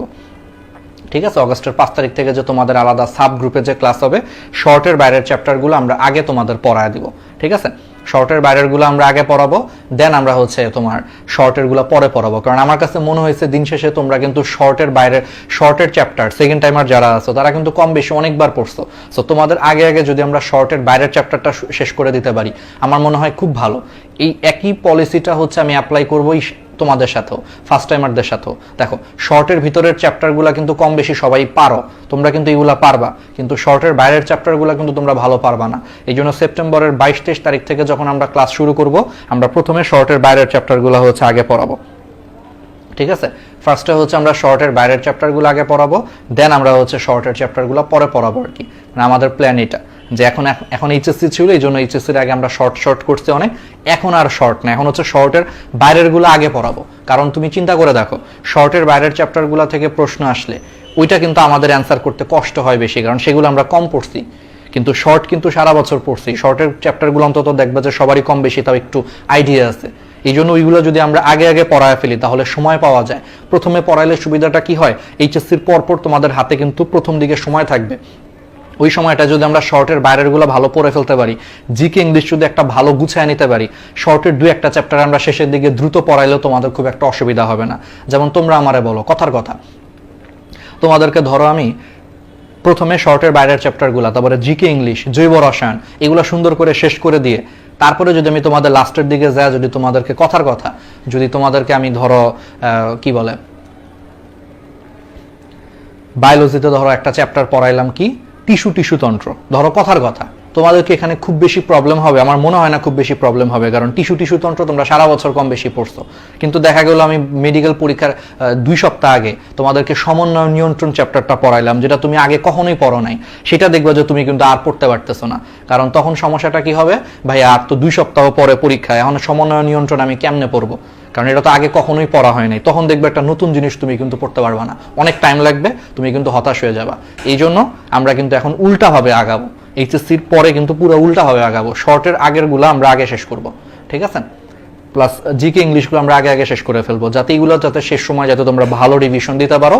শেষের দিকে যদি তাড়াহুড়া যদি একটু হয়েও যায়, সেটা আমরা হচ্ছে শর্টের 2-1 ইজি চ্যাপ্টার যাতে তাড়াহুড়া করে আমরা শেষ করবো না, কিন্তু মেইন চ্যাপ্টারগুলো আমরা আগে শেষ করলে তোমাদের সুবিধা হবে, তোমরা ভালো পারফরমেন্স করতে পারবা, ঠিক আছে? হ্যাঁ, এটা একটু বেশি জরুরি, ওয়ালিদ জামি, এটা হ্যাঁ, এটা সেকেন্ড টাইমার ধরো সেম কাজ করবো, ফার্স্ট টাইমার ধরো, এটা আমি ভাবছি আর কি। যাই হোক, ঠিক আছে। তাহলে এবার আসো জারণ বিজারণ বিক্রিয়া, আমরা একটু বলি। তাহলে জারণ বিজারণ বিক্রিয়াতে আমরা তাহলে প্রথমে যেটা করব, তাহলে জারণ, তাহলে একটু হালকা করে একটু কনসেপ্টগুলো ক্লিয়ার করি। একটা সিম্পল বিক্রিয়া দিই, ধরো তোমার 2টা সোডিয়ামের সাথে তোমার হচ্ছে ক্লোরিনের বিক্রিয়া করে তোমার কি উৎপন্ন করছে, সোডিয়াম ক্লোরাইড উৎপন্ন করছে। আচ্ছা, তো আমাকে ফার্স্ট একটা কথা বলো, এখানে একটা জিনিস আছে জারণ সংখ্যা বা অক্সিডেশন নাম্বার নামে একটা নাম্বার আছে। আচ্ছা, ফার্স্টে আমারে বলো সোডিয়াম কি মৌল আকারে আছে না? তাহলে অলওয়েজ মাথায় রাখবা যে মৌল অবস্থায় থাকলে কোনো জিনিসের জারণ সংখ্যা হচ্ছে 0 হয়। তাহলে এখানে সোডিয়ামের চার্জ নাই, চার্জ 0, তার মানে সোডিয়ামের জারণ সংখ্যা হচ্ছে 0 মৌল অবস্থায়। সেম ভাবে দেখো এখানে ক্লোরিন কিন্তু মৌল অবস্থায় আছে, তাহলে মৌল অবস্থায় থাকলে তার চার্জ হচ্ছে 0 হয় বা তার জারণ সংখ্যা হচ্ছে 0 হয়। তার মানে এখানে সোডিয়ামের চার্জ সংখ্যা বা জারণ সংখ্যা হচ্ছে 0, ক্লোরিনের চার্জ সংখ্যা বা জারণ সংখ্যা হচ্ছে 0। কিন্তু এই যে এগুলা বিক্রিয়া করে যখন সোডিয়াম ক্লোরাইডে পরিণত হয়েছে, সোডিয়াম ক্লোরাইডে দেখো সোডিয়ামের চার্জ সংখ্যা হচ্ছে +1, ক্লোরিনের চার্জ সংখ্যা হচ্ছে -1, এইটুকু আমরা জানি সবাই। তাহলে এখানে আসলে কি হইলো, আসলে যেটা হইলো দেখো সোডিয়াম আগে ছিল 0, সেই সোডিয়াম কি করছে, একটা ইলেকট্রন ত্যাগ করে সোডিয়াম প্লাসে হচ্ছে কনভার্ট হয়েছে। তাহলে এটা কি এখানে জারণ হয়েছে, তাহলে এই বিক্রিয়াটাকে আমরা বলতে পারি হলো জারণ অর্ধ বিক্রিয়া। তাহলে এই বিক্রিয়াটাকে আমরা কি বলতে পারি, জারণ অর্ধ বিক্রিয়া বলতে পারি, ঠিক আছে? জারণ অর্ধ বিক্রিয়া, কারণ এই বিক্রিয়াতে হচ্ছে শুধু জারণ হয়েছে। আবার ক্লোরিনের একটা পরমাণু ধরো সে সোডিয়াম যে ইলেকট্রনটা ত্যাগ করছে, সেই ত্যাগকৃত ইলেকট্রনটাকেই হচ্ছে ক্লোরিনের ধরো একটা পরমাণু গ্রহণ করে ক্লোরাইড আয়নে পরিণত হয়েছে। তাহলে এরকম ক্লোরিনের 2টা পরমাণু টোটাল 2টা ইলেকট্রন গ্রহণ করে 2টা ক্লোরাইড আয়নে পরিণত হয়েছে। তাহলে এখানে শুধুমাত্র কি লিখছি আমরা, বিজারণ লিখছি। তাহলে এটাকে আমরা বলতে পারবো হচ্ছে বিজারণ অর্ধ বিক্রিয়া। আচ্ছা, এগুলোকে অর্ধ বিক্রিয়া কেন বলতেছি, কারণ দেখো একটা জারণ বিজারণ বিক্রিয়ায় অর্ধেক হচ্ছে জারণ হয়, বাকি অর্ধেক কিন্তু বিজারণ হয়। তাহলে জারণ অর্ধেক বিজারণ অর্ধেক, এই 2টা অর্ধেককে যোগ করলে হচ্ছে আমরা টোটাল জারণ বিজারণ বিক্রিয়া পাই, বুঝছো? একটা জারণ বিজারণ বিক্রিয়ায় অর্ধেক হচ্ছে জারণ, বাকি অর্ধেক বিজারণ, এই জন্য এগুলারে হচ্ছে অর্ধ বিক্রিয়া বলতেছি। যেটা হচ্ছে জারণ অর্ধ বিক্রিয়া কারণ এখানে জারণ হয়েছে, এটা হলো বিজারণ অর্ধ বিক্রিয়া কারণ এখানে বিজারণ হয়েছে। আচ্ছা, এখন সমস্যাটা হচ্ছে সোডিয়াম যে ইলেকট্রন ত্যাগ করবে সেই ইলেকট্রনটাকেই কিন্তু তোমার ক্লোরিন গ্রহণ করবে। তাহলে এখানে একটা ঝামেলা হয়ে গেছে, সোডিয়াম একটা ইলেকট্রন ত্যাগ করছে আর ক্লোরিন 2টা গ্রহণ করছে, এটা কিন্তু পসিবল না। তাহলে এটাকে ব্যালেন্স করতে হবে, অর্থাৎ ও যতগুলো ইলেকট্রন ত্যাগ করবে ও ঠিক ততগুলো ইলেকট্রন গ্রহণ করবে। তাহলে এটাকে সমতাকরণ করার জন্য তাহলে উপরের জিনিসটাকে আমি 2 দিয়ে গুণ করতেছি। এখন ঠিক আছে যে সোডিয়াম 2টা ইলেকট্রন ত্যাগ করছে, সেই 2টা ইলেকট্রনকে গ্রহণ করছে হচ্ছে ক্লোরিন করে বিজারিত হয়েছে। ওকে ফাইন, তাহলে এখন আসো এই 2টা বিক্রিয়াকে আমি যোগ করে দিই। তাহলে জারণ অর্ধ বিক্রিয়া, বিজারণ অর্ধ বিক্রিয়া, এই 2টা বিক্রিয়াকে যদি এখন আমি যোগ করি তাহলে দেখো আমরা টোটাল বিক্রিয়া পাবো 2Na + Cl2। বিক্রিয়া করে কি করতেছে দেখো 2Na+ Cl- বা দেখো 2NaCl তৈরি করতেছে, বুঝতেই পারতেছো? কারণ তুমি তো এইটুকু বুঝছো 2Na+ Cl- এরা যুক্ত হয়ে আলটিমেটলি 2NaCl তৈরি করতেছে। তাহলে এটা হচ্ছে তোমার টোটাল বিক্রিয়া আর কি, ঠিক আছে? তাহলে টোটাল জারণ বিজারণ বিক্রিয়া, তাহলে এইটুকু বুঝছো। আচ্ছা, এখন একটা সিম্পল জিনিস চিন্তা করো, দেখো এখানে সোডিয়াম কি করছে, ইলেকট্রন ত্যাগ করছে, তার মানে এখানে সোডিয়ামের কি হয়েছে, জারণ হয়েছে। দেখো সোডিয়ামের এখানে জারণ সংখ্যা ছিল 0, সোডিয়াম ইলেকট্রন ত্যাগ করে দেখো সে জারিত হয়ে তার জারণ সংখ্যা হয়েছে +1, তার মানে 0 থেকে +1 হয়েছে। তাহলে বলো তো এখানে সোডিয়ামের জারণ সংখ্যা বেড়ে গেছে না? যে আগে ছিল 0, ইলেকট্রন ত্যাগ করার পরে তার জারণ সংখ্যা হয়েছে +1, তাহলে এখানে কিন্তু সোডিয়ামের জারণ সংখ্যা বেড়ে গেছে। তাহলে এখান থেকে এখন আমি একটা বেসিক বুঝতেছি যে তার মানে জারণ সংখ্যাকে ইংলিশে কি বলে বলো তো? অক্সিডেশন নাম্বার বলে। জারণ সংখ্যাকে ইংলিশে বলা হয় অক্সিডেশন নাম্বার। তার মানে জারণ সংখ্যা বা অক্সিডেশন নাম্বার বেড়ে গেলে আসলে কি হয়? জারণ হয়, বলা যায়। তাহলে জারণ সংখ্যা বা অক্সিডেশন নাম্বার সংক্ষেপে ON দিয়ে প্রকাশ করা হয়, অক্সিডেশন নাম্বার বা জারণ সংখ্যা। তার মানে জারণ সংখ্যা বা অক্সিডেশন নাম্বার বেড়ে গেলে জারণ হয়। তাহলে এখানে সোডিয়ামের জারণ সংখ্যা বেড়ে গেছে বা অক্সিডেশন নাম্বার বেড়ে গেছে, তার মানে সোডিয়ামের জারণ হয়েছে। আবার দেখো, ক্লোরিন যখন মৌল অবস্থায় ছিল তার জারণ সংখ্যা ছিল 0, আর ইলেকট্রন গ্রহণ করে সে যখন বিজারিত হয়েছে তখন দেখো তার জারণ সংখ্যা হচ্ছে -1। তাহলে 0 থেকে দেখো -1 হয়েছে, তার মানে দেখো এখানে কিন্তু জারণ সংখ্যা কমে গেছে, 0 থেকে -1 হয়েছে। তাহলে আমরা কি এখান থেকে বলতে পারি যে তাহলে জারণ সংখ্যা বা অক্সিডেশন নাম্বার যদি কোনো কারণে কমে যায় তাহলে সেটা হচ্ছে বিজারণ হয়, বলা যায়। তাহলে এইটুকু বেসিক হোপফুলি হচ্ছে আমরা বুঝতে পারতেছি, পারা যাবে না? আচ্ছা, এখন দেখো সোডিয়াম, দেখো খেয়াল করে দেখো, সোডিয়াম নিজে জারিত হয়ে দেখো সে ক্লোরিনকে কিন্তু বিজারিত হইতে সাহায্য করছে। আচ্ছা, কেমনে করছে? দেখো দেখো সোডিয়াম যে ইলেকট্রনগুলোকে ত্যাগ করছে ওর ত্যাগকৃত ইলেকট্রনগুলোকে কিন্তু আসলে ক্লোরিন গ্রহণ করে বিজারিত হয়েছে। তার মানে সোডিয়াম যদি এখানে ইলেকট্রন ত্যাগ না করতো, ক্লোরিন কিন্তু এখানে ইলেকট্রন গ্রহণ করে বিজারিত হইতে পারতো না। তার মানে সোডিয়াম আসলে কি করছে? সে নিজে ইলেকট্রন ত্যাগ করে ক্লোরিনকে আসলে বিজারিত হইতে সাহায্য করছে। তার মানে সোডিয়াম নিজে জারিত হয়ে সে ক্লোরিনকে বিজারিত হইতে সাহায্য করছে। তাহলে এই জন্য সোডিয়াম হচ্ছে এখানে কি হিসেবে কাজ করবে? বিজারক হিসেবে কাজ করবে। কারণ বিজারক মানে কি? অপরের বিজারণ করছে, নিজে জারিত হয়। এটাকে তুমি মনে রাখবে এইভাবে, বিচারক অপরের বিচার করে, বিচারক কি কখনো নিজের বিচার করে? করে না। ঠিক তেমনি ভাবে দেখো সোডিয়াম নিজে ইলেকট্রন ত্যাগ করে অপরকে হচ্ছে ইলেকট্রন গ্রহণ করে বিজারিত হইতে সাহায্য করছে। তার মানে সোডিয়াম ওকে বিজারিত হইতে সাহায্য করছে, নিজে জারিত হয়েছে, এই জন্য সোডিয়াম হচ্ছে বিজারক। আবার খেয়াল করে দেখো, ক্লোরিন এখানে ইলেকট্রন গ্রহণ করে নিজে বিজারিত হয়ে সোডিয়ামকে ইলেকট্রন ত্যাগ করতে সাহায্য করছে। কারণ যদি কোনো কারণে ক্লোরিন যদি এখানে ইলেকট্রন গ্রহণ না করত, সোডিয়াম কিন্তু এখানে ইলেকট্রন ত্যাগ করতো না। ক্লোরিন ইলেকট্রন গ্রহণ করছে বলেই কিন্তু সোডিয়াম ইলেকট্রন ত্যাগ করছে। তার মানে ক্লোরিন ইলেকট্রন গ্রহণ করে নিজে বিজারিত হয়ে সোডিয়ামকে ইলেকট্রন ত্যাগ করতে সাহায্য করছে, মানে সে সোডিয়ামকে জারিত হইতে সাহায্য করছে। তাহলে ক্লোরিন সোডিয়ামকে জারিত হইতে সাহায্য করছে বাট নিজে বিজারিত হয়েছে। তাহলে এখানে ক্লোরিন হচ্ছে জারক পদার্থ। তাহলে জারক মানে কি? অপরকে জারিত করে কিন্তু নিজে বিজারিত হয়, তাকে জারক পদার্থ বলে। তাহলে এখানে ক্লোরিন জারক, সোডিয়াম হচ্ছে বিজারক। তাহলে এখান থেকে আমরা আরেকটা কথা বুঝলাম যে বিজারকের কি হয়? বিজারকের জারণ হয়। অর্থাৎ বিজারকের জারণ হয়, তার মানে বিজারকের হচ্ছে তোমার জারণ সংখ্যা বা অক্সিডেশন নাম্বার বেড়ে যায়, বলা যায়। কারণ অক্সিডেশন নাম্বার বা জারণ সংখ্যা বাড়লে জারণ হয়, এটা তো বোঝা খুব ইজি যে জারণ সংখ্যা বাড়ছে, জারণ হয়েছে। এই জন্য জারণ সংখ্যা বা অক্সিডেশন নাম্বার বাড়লে জারণ হয়। কিন্তু কার জারণ হয়? বিজারকের জারণ হয়। তার মানে বিজারকের হচ্ছে ইলেকট্রন ত্যাগ করে তার জারণ সংখ্যা বা অক্সিডেশন নাম্বার বেড়ে তার জারণ হয়। আবার উল্টাভাবে বলা যায়, দেখো জারকের কি হয়? জারকের বিজারণ হয়। তার মানে আমরা বলতে পারি যে জারক ইলেকট্রন গ্রহণ করে।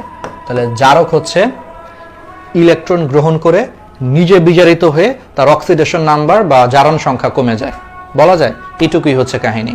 আর জারকের হচ্ছে তোমার তাহলে বিজারণ অর্ধবিক্রিয়া হয়, আর বিজারকের ক্ষেত্রে দেখো জারণ অর্ধবিক্রিয়া দেখা যায়। ঠিক আছে?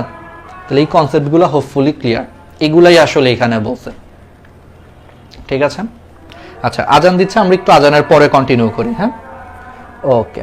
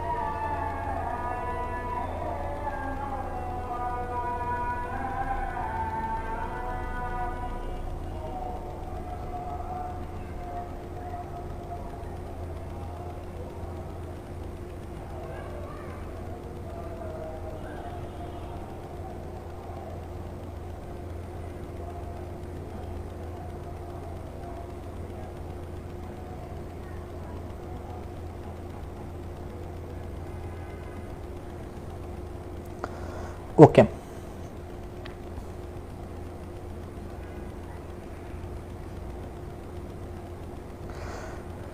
ঠিক আছে, তাহলে আমরা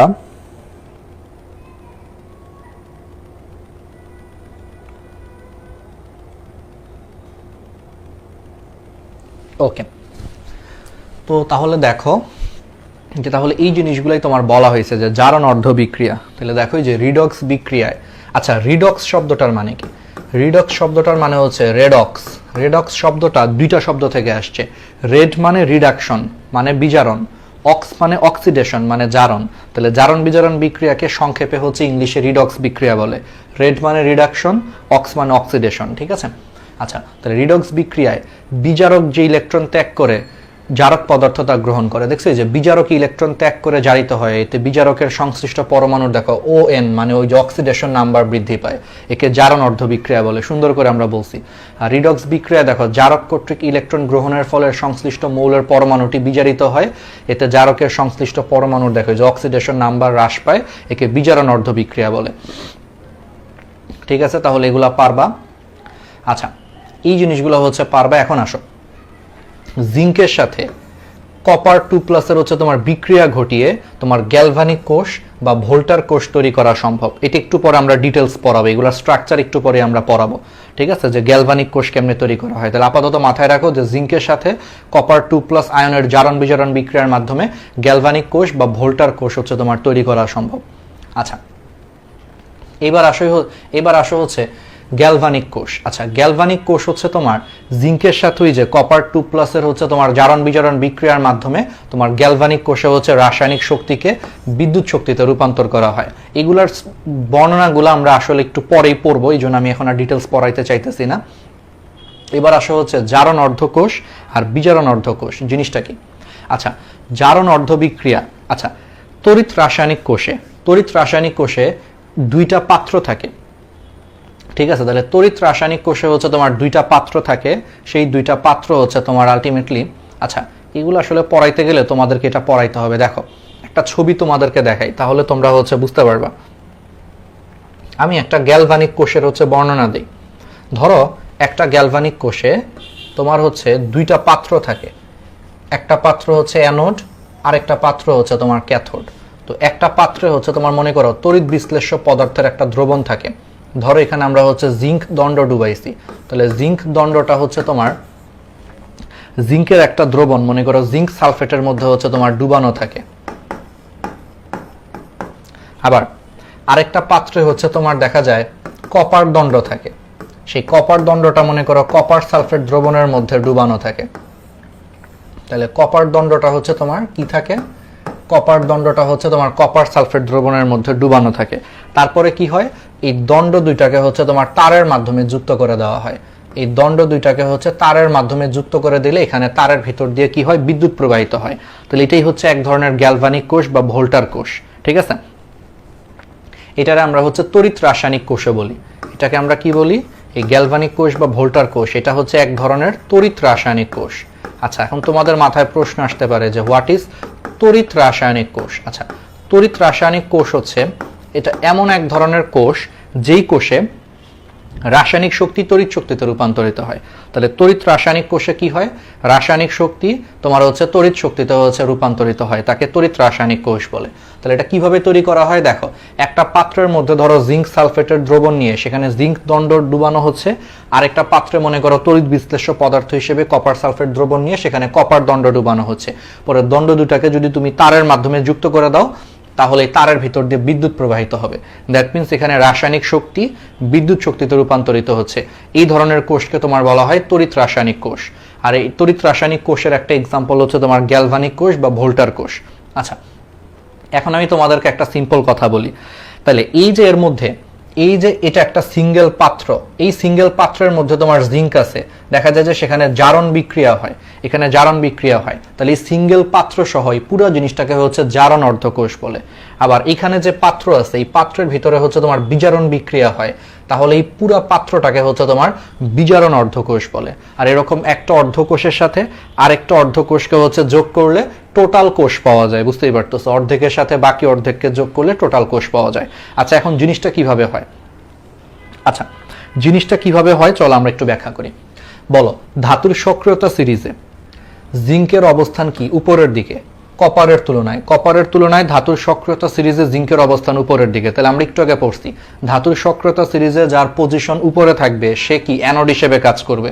তাহলে এখানে জিঙ্ক দণ্ড হচ্ছে অ্যানোড হিসেবে কাজ করে, আর কপারের পজিশন হচ্ছে তোমার নিচের দিকে। তাহলে ধাতুর সক্রিয়তা সিরিজে যে নিচের দিকে অবস্থান করবে সে ক্যাথোড হিসেবে কাজ করবে। তাহলে এখানে কপার দণ্ড হচ্ছে ক্যাথোড হিসেবে কাজ করতেছে, আর জিঙ্ক দণ্ড এখানে কি হিসেবে কাজ করতেছে? অ্যানোড হিসেবে কাজ করতেছে। এইটুকু মনে হয় বোঝা উচিত। তাহলে এইটুকু তোমরা বুঝতে পারছো। আচ্ছা, তাহলে এইটুকু যদি তোমরা বুঝো, এখন তোমরা একটু খেয়াল করো, এইটুকু বুঝলে এখন একটু দেখো, জিঙ্ক যদি অ্যানোড হিসেবে কাজ করে, অলওয়েজ বলো অ্যানোডে কি হয়?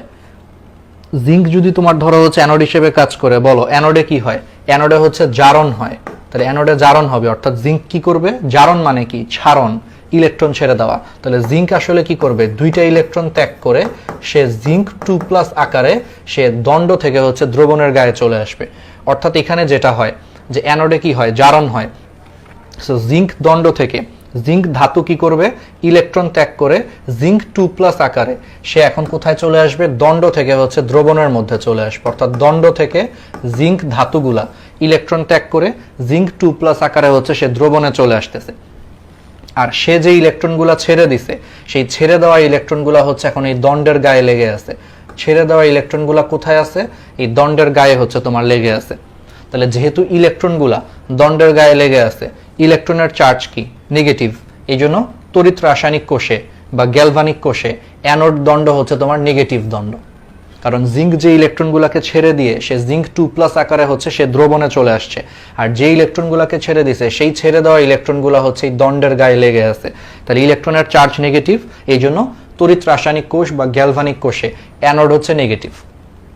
আচ্ছা, তারপরে কি হয় দেখো, তারপরে যেটা হয় সেই ইলেকট্রনগুলা পরবর্তীতে হচ্ছে তারের মাধ্যমে অ্যানোড থেকে হচ্ছে সে আস্তে আস্তে ক্যাথোডের দিকে যাচ্ছে।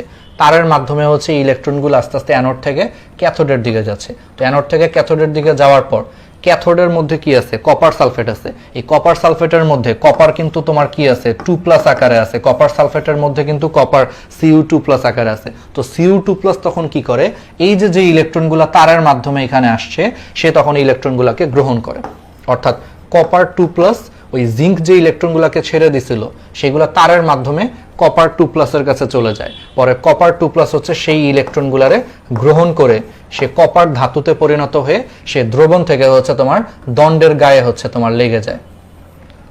তার মানে এখানে উল্টা হচ্ছে, যে এখানে দ্রবণ থেকে হচ্ছে কপার 2+ আয়নগুলা ইলেকট্রনগুলারে গ্রহণ করে দেখো কপার ধাতুতে পরিণত হয়ে সে ক্যাথোড দণ্ডের গায়ে হচ্ছে লেগে যাচ্ছে। আর এখানে অ্যানোড কিন্তু আস্তে আস্তে ক্ষয়প্রাপ্ত হচ্ছে। অ্যানোড কেন ক্ষয়প্রাপ্ত হচ্ছে? কারণ দণ্ড থেকে দেখো জিঙ্ক ধাতুগুলা হচ্ছে তোমার দ্রবণে চলে আসতেছে, তাহলে এখানে দণ্ড হচ্ছে ক্ষয়প্রাপ্ত হচ্ছে। আর এখানে ক্যাথোডগুলো আস্তে আস্তে হচ্ছে মোটা হচ্ছে, কারণ দ্রবণ থেকে কপার 2+ গুলা দণ্ডের গায়ে লেগে যাওয়ার কারণে দণ্ডগুলো আস্তে আস্তে মোটা হচ্ছে। এই জন্য গ্যালভানিক কোষে বা তড়িৎ রাসায়নিক কোষে ক্যাথোড আস্তে আস্তে হচ্ছে মোটা হয়, আর অ্যানোড হচ্ছে আস্তে আস্তে ক্ষয়প্রাপ্ত হয়। আর বুঝতেই পারতেছো অ্যানোড হচ্ছে নেগেটিভ, তাহলে কি ক্যাথোড কি হবে? ক্যাথোড হচ্ছে পজিটিভ হবে। এই জন্য তড়িৎ রাসায়নিক কোষ বা গ্যালভানিক কোষে ক্যাথোড পজিটিভ, অ্যানোড নেগেটিভ। আর দেখো আলটিমেটলি কি হলো, তাহলে জিঙ্ক যে ইলেকট্রনগুলোকে ছেড়ে দিছিল সেই ছেড়ে দেওয়া ইলেকট্রনগুলো দেখো তারের মাধ্যমে এখান থেকে এখানে আসছে। তার মানে বর্তনী পূরণ হয়েছে। বর্তনী পূরণ হইলে কি হবে? বিদ্যুৎ প্রবাহিত হবে। এই জন্য তখন বিদ্যুৎ প্রবাহিত হয়। কিন্তু বিদ্যুৎ কোন দিকে প্রবাহিত হয়? দেখো ইলেকট্রন যাচ্ছে অ্যানোড থেকে ক্যাথোডের দিকে, আর আমরা জানি ইলেকট্রন যেদিকে যায় বিদ্যুৎ হচ্ছে অলওয়েজ তার বিপরীত দিকে প্রবাহিত হয়, ফিজিক্সে পড়ছি। তাহলে অ্যানোড থেকে ক্যাথোডে হচ্ছে ইলেকট্রন যাচ্ছে, তাহলে ক্যাথোড থেকে অ্যানোডের দিকে বিদ্যুৎ প্রবাহ হবে। তাহলে বিদ্যুৎ প্রবাহ হচ্ছে ক্যাথোড থেকে অ্যানোডের দিকে হয়। তার মানে এখানে আসলে কি হইলো দেখো, এখানে অ্যানোডে জারণ বিক্রিয়া, ক্যাথোডে হচ্ছে বিজারণ বিক্রিয়া হইলো। এই জারণ বিজারণ বিক্রিয়াতে যে শক্তি উৎপন্ন হয়, জারণ বিজারণ বিক্রিয়াতে কি ধরনের শক্তি উৎপন্ন হয়? রাসায়নিক শক্তি উৎপন্ন হয়। তাহলে জারণ বিজারণ বিক্রিয়াতে যে রাসায়নিক শক্তি উৎপন্ন হয়, দেখো সেই রাসায়নিক শক্তি আলটিমেটলি কোথায় কনভার্ট হলো? তড়িৎ শক্তিতে কনভার্ট হলো।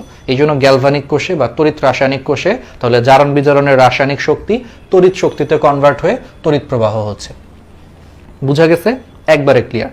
এখন আসো এখান থেকে তোমার এখন মন চাইতে পারে ভাই আমি টোটাল কোষ বিক্রিয়াটা লিখতে চাই। তাহলে দেখো এটা হচ্ছে জারণ অর্ধ বিক্রিয়া, এটা হচ্ছে বিজারণ অর্ধ বিক্রিয়া। তাহলে এই দুইটা বিক্রিয়াকে তুমি যোগ করো, তাহলে তোমার টোটাল কোষের বিক্রিয়া চলে আসবে। অর্থাৎ এই গ্যালভানিক কোষের টোটাল বিক্রিয়াটা তুমি এই দুইটা বিক্রিয়াটা যোগ করলেই পাবা। তাহলে এটা হচ্ছে জারণ অর্ধ বিক্রিয়া, এটা হলো বিজারণ অর্ধ বিক্রিয়া। তাহলে দুইটা অর্ধ বিক্রিয়াকে তুমি যোগ করো এখন।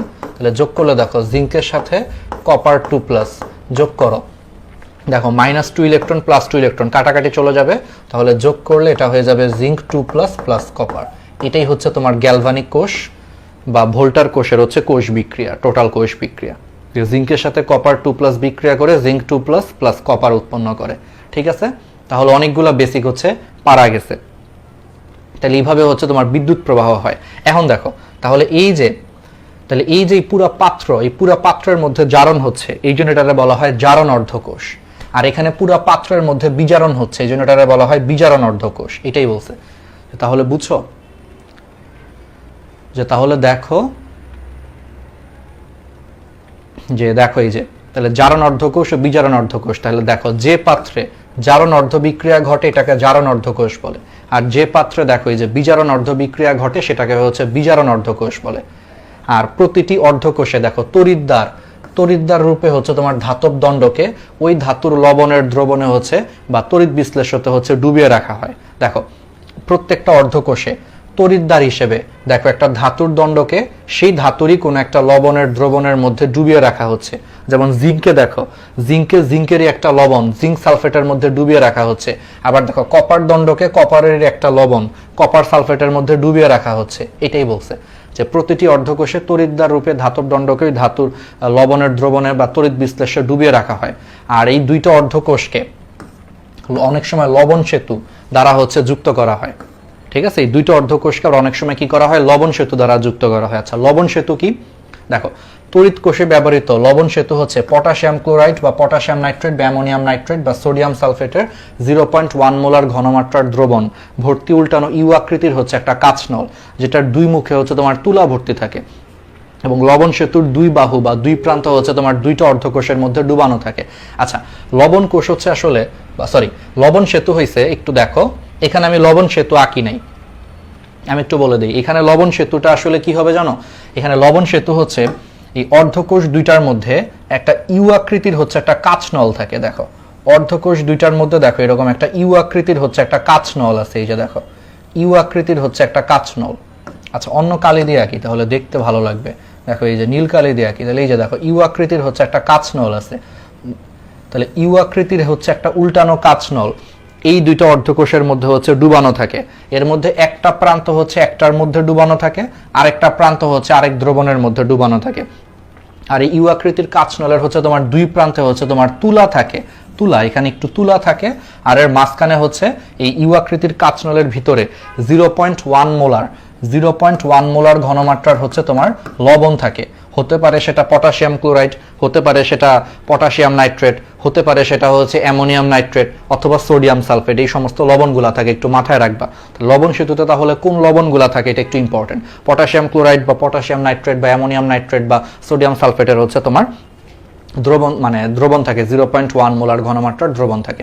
আচ্ছা এবার আসা হচ্ছে তাহলে লবণ সেতুর কিছু বৈশিষ্ট্য আছে। দেখো লবণ সেতুতে যেই লবণটা ইউজ করা হয় বা যেই তড়িৎ বিশ্লেষ্য পদার্থ ইউজ করা হয় সেটার ক্যাটায়ন এবং অ্যানায়নের গতিবেগ হচ্ছে প্রায় সমান হয়। যেমন ধরো তুমি লবণ সেতুতে পটাশিয়াম ক্লোরাইড ইউজ করতেছো, তাহলে সেখানে পটাশিয়াম আয়ন আর হচ্ছে ক্লোরাইড আয়ন এই দুইটার গতিবেগ হচ্ছে প্রায় সমান থাকবে। তারপরে লবণ সেতুতে তুমি যে তড়িৎ বিশ্লেষ্য পদার্থ যোগ করতেছো যেমন পটাশিয়াম ক্লোরাইড, সেটা তড়িৎ কোষের দ্রবণের সাথে কোনো বিক্রিয়া করবে না। তার মানে আমাদের ওই এক্সাম্পলে পটাশিয়াম ক্লোরাইডটা সে কি করবে না, সে হলো তোমার জিঙ্ক সালফেট বা কপার সালফেটের সাথে কোনো বিক্রিয়া করবে না, এটা বলা হচ্ছে। তারপরে তড়িৎ বিশ্লেষ্যের যে আয়ন দুইটা অর্থাৎ পটাশিয়াম ক্লোরাইডের যে পটাশিয়াম আয়ন বা ক্লোরাইড আয়ন সেটা হচ্ছে অ্যানোড বা ক্যাথোডে কোনো বিক্রিয়া করবে না, বা অ্যানোড বা ক্যাথোডে কোনো জারিত বা বিজারিত হবে না। মানে সোজা কথা হচ্ছে এই তড়িৎ বিশ্লেষ্য বা পটাশিয়াম ক্লোরাইড হচ্ছে দ্রবণের সাথেও কোনো বিক্রিয়া করবে না, আবার সে অ্যানোড বা ক্যাথোডে কোনো জারণ বিজারণ বিক্রিয়া করবে না। ঠিক আছে, এগুলো হচ্ছে বৈশিষ্ট্য। এবার আসো লবণ সেতুর ভূমিকা। লবণ সেতুর ভূমিকা একটু মেডিকেলে আসে, পয়েন্টগুলো থেকে প্রশ্ন আসে যে দুইটা অর্ধকোষের পরোক্ষ সংযোগকারীর রূপে লবণ সেতু ভূমিকা রাখে। তাহলে লবণ সেতু হচ্ছে দুইটা অর্ধকোষের মধ্যে পরোক্ষ সংযোগ করতে সে ভূমিকা রাখে। আবার লবণ সেতু কি করতেছে, কোষের হচ্ছে তোমার বর্তনী পূর্ণ করতেছে এবং উভয় অর্ধকোষে হচ্ছে বৈদ্যুতিক চার্জের সে নিরপেক্ষতা বজায় রাখতেছে। তিনটা কাজ করতেছে দেখো। তাহলে পরোক্ষ সংযোগকারী রূপে সে কি করতেছে, পরোক্ষ সংযোগকারী রূপে হচ্ছে লবণ সেতু ভূমিকা রাখতেছে।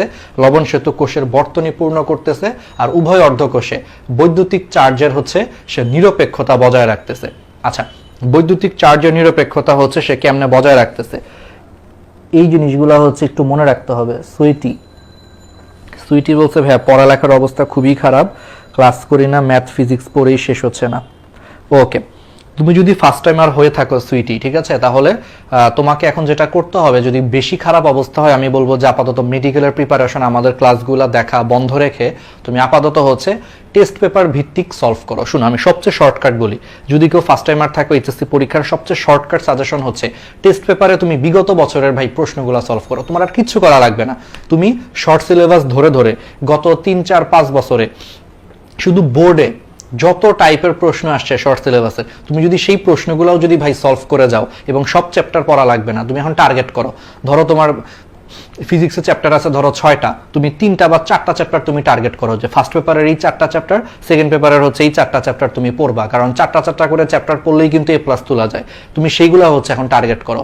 ম্যাথও সেম, যে শর্ট সিলেবাসে যতগুলো চ্যাপ্টার আছে তার মধ্যে সব পড়া লাগবে না, 2-3টা চ্যাপ্টার বাদ দিয়ে বাকি চ্যাপ্টারগুলো তুমি হচ্ছে গত 5 বছরের শুধু বোর্ডের প্রশ্ন, ওই শর্ট সিলেবাস থেকে কি কি প্রশ্ন আসছে এই চ্যাপ্টারে যদি সলভ করে যেতে পারো, অবশ্যই বুঝে বুঝে, মুখস্থ না, একটু বুঝে বুঝে যদি সলভ করে যেতে পারো, ইনশাল্লাহ তুমি A+ পেয়ে যাবা। A+ ইনশাল্লাহ আটকাবে না। এটা হচ্ছে সবচেয়ে শর্টকাট হচ্ছে সলিউশন। যেমন তোমরা যারা আমাদের ওয়ান শট ক্লাসগুলো দেখতেছো, আমাদের ওয়ান শট ক্লাসগুলো কিন্তু এটাই হচ্ছে যে প্রথম 3, 4, 5 ঘন্টা হচ্ছে আমরা একটু কেমিস্ট্রিতে বেসিক পড়ায়, দেন আমরা কিন্তু বোর্ডের প্রশ্নই শর্ট সিলেবাস থেকে গত 5 বছরে যতগুলো প্রশ্ন আসছে সেই বোর্ডের প্রশ্নগুলো আমরা জাস্ট একটু টাইপ ধরে ধরে সলভ করা দিচ্ছি।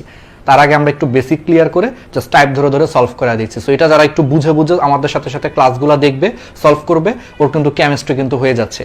তো জিনিসটা এরকমই। বা তুমি আমাদের ওয়ান শট না, আরো অনেক প্ল্যাটফর্ম আছে, সব জায়গাতে যত প্ল্যাটফর্মে দেখবে যে ওয়ান শট নিচ্ছে, সবগুলো ওয়ান শট কিন্তু আসলে এই সিক্রেটটাই তারা মেনটেন করে বা আমরা মেনটেন করি।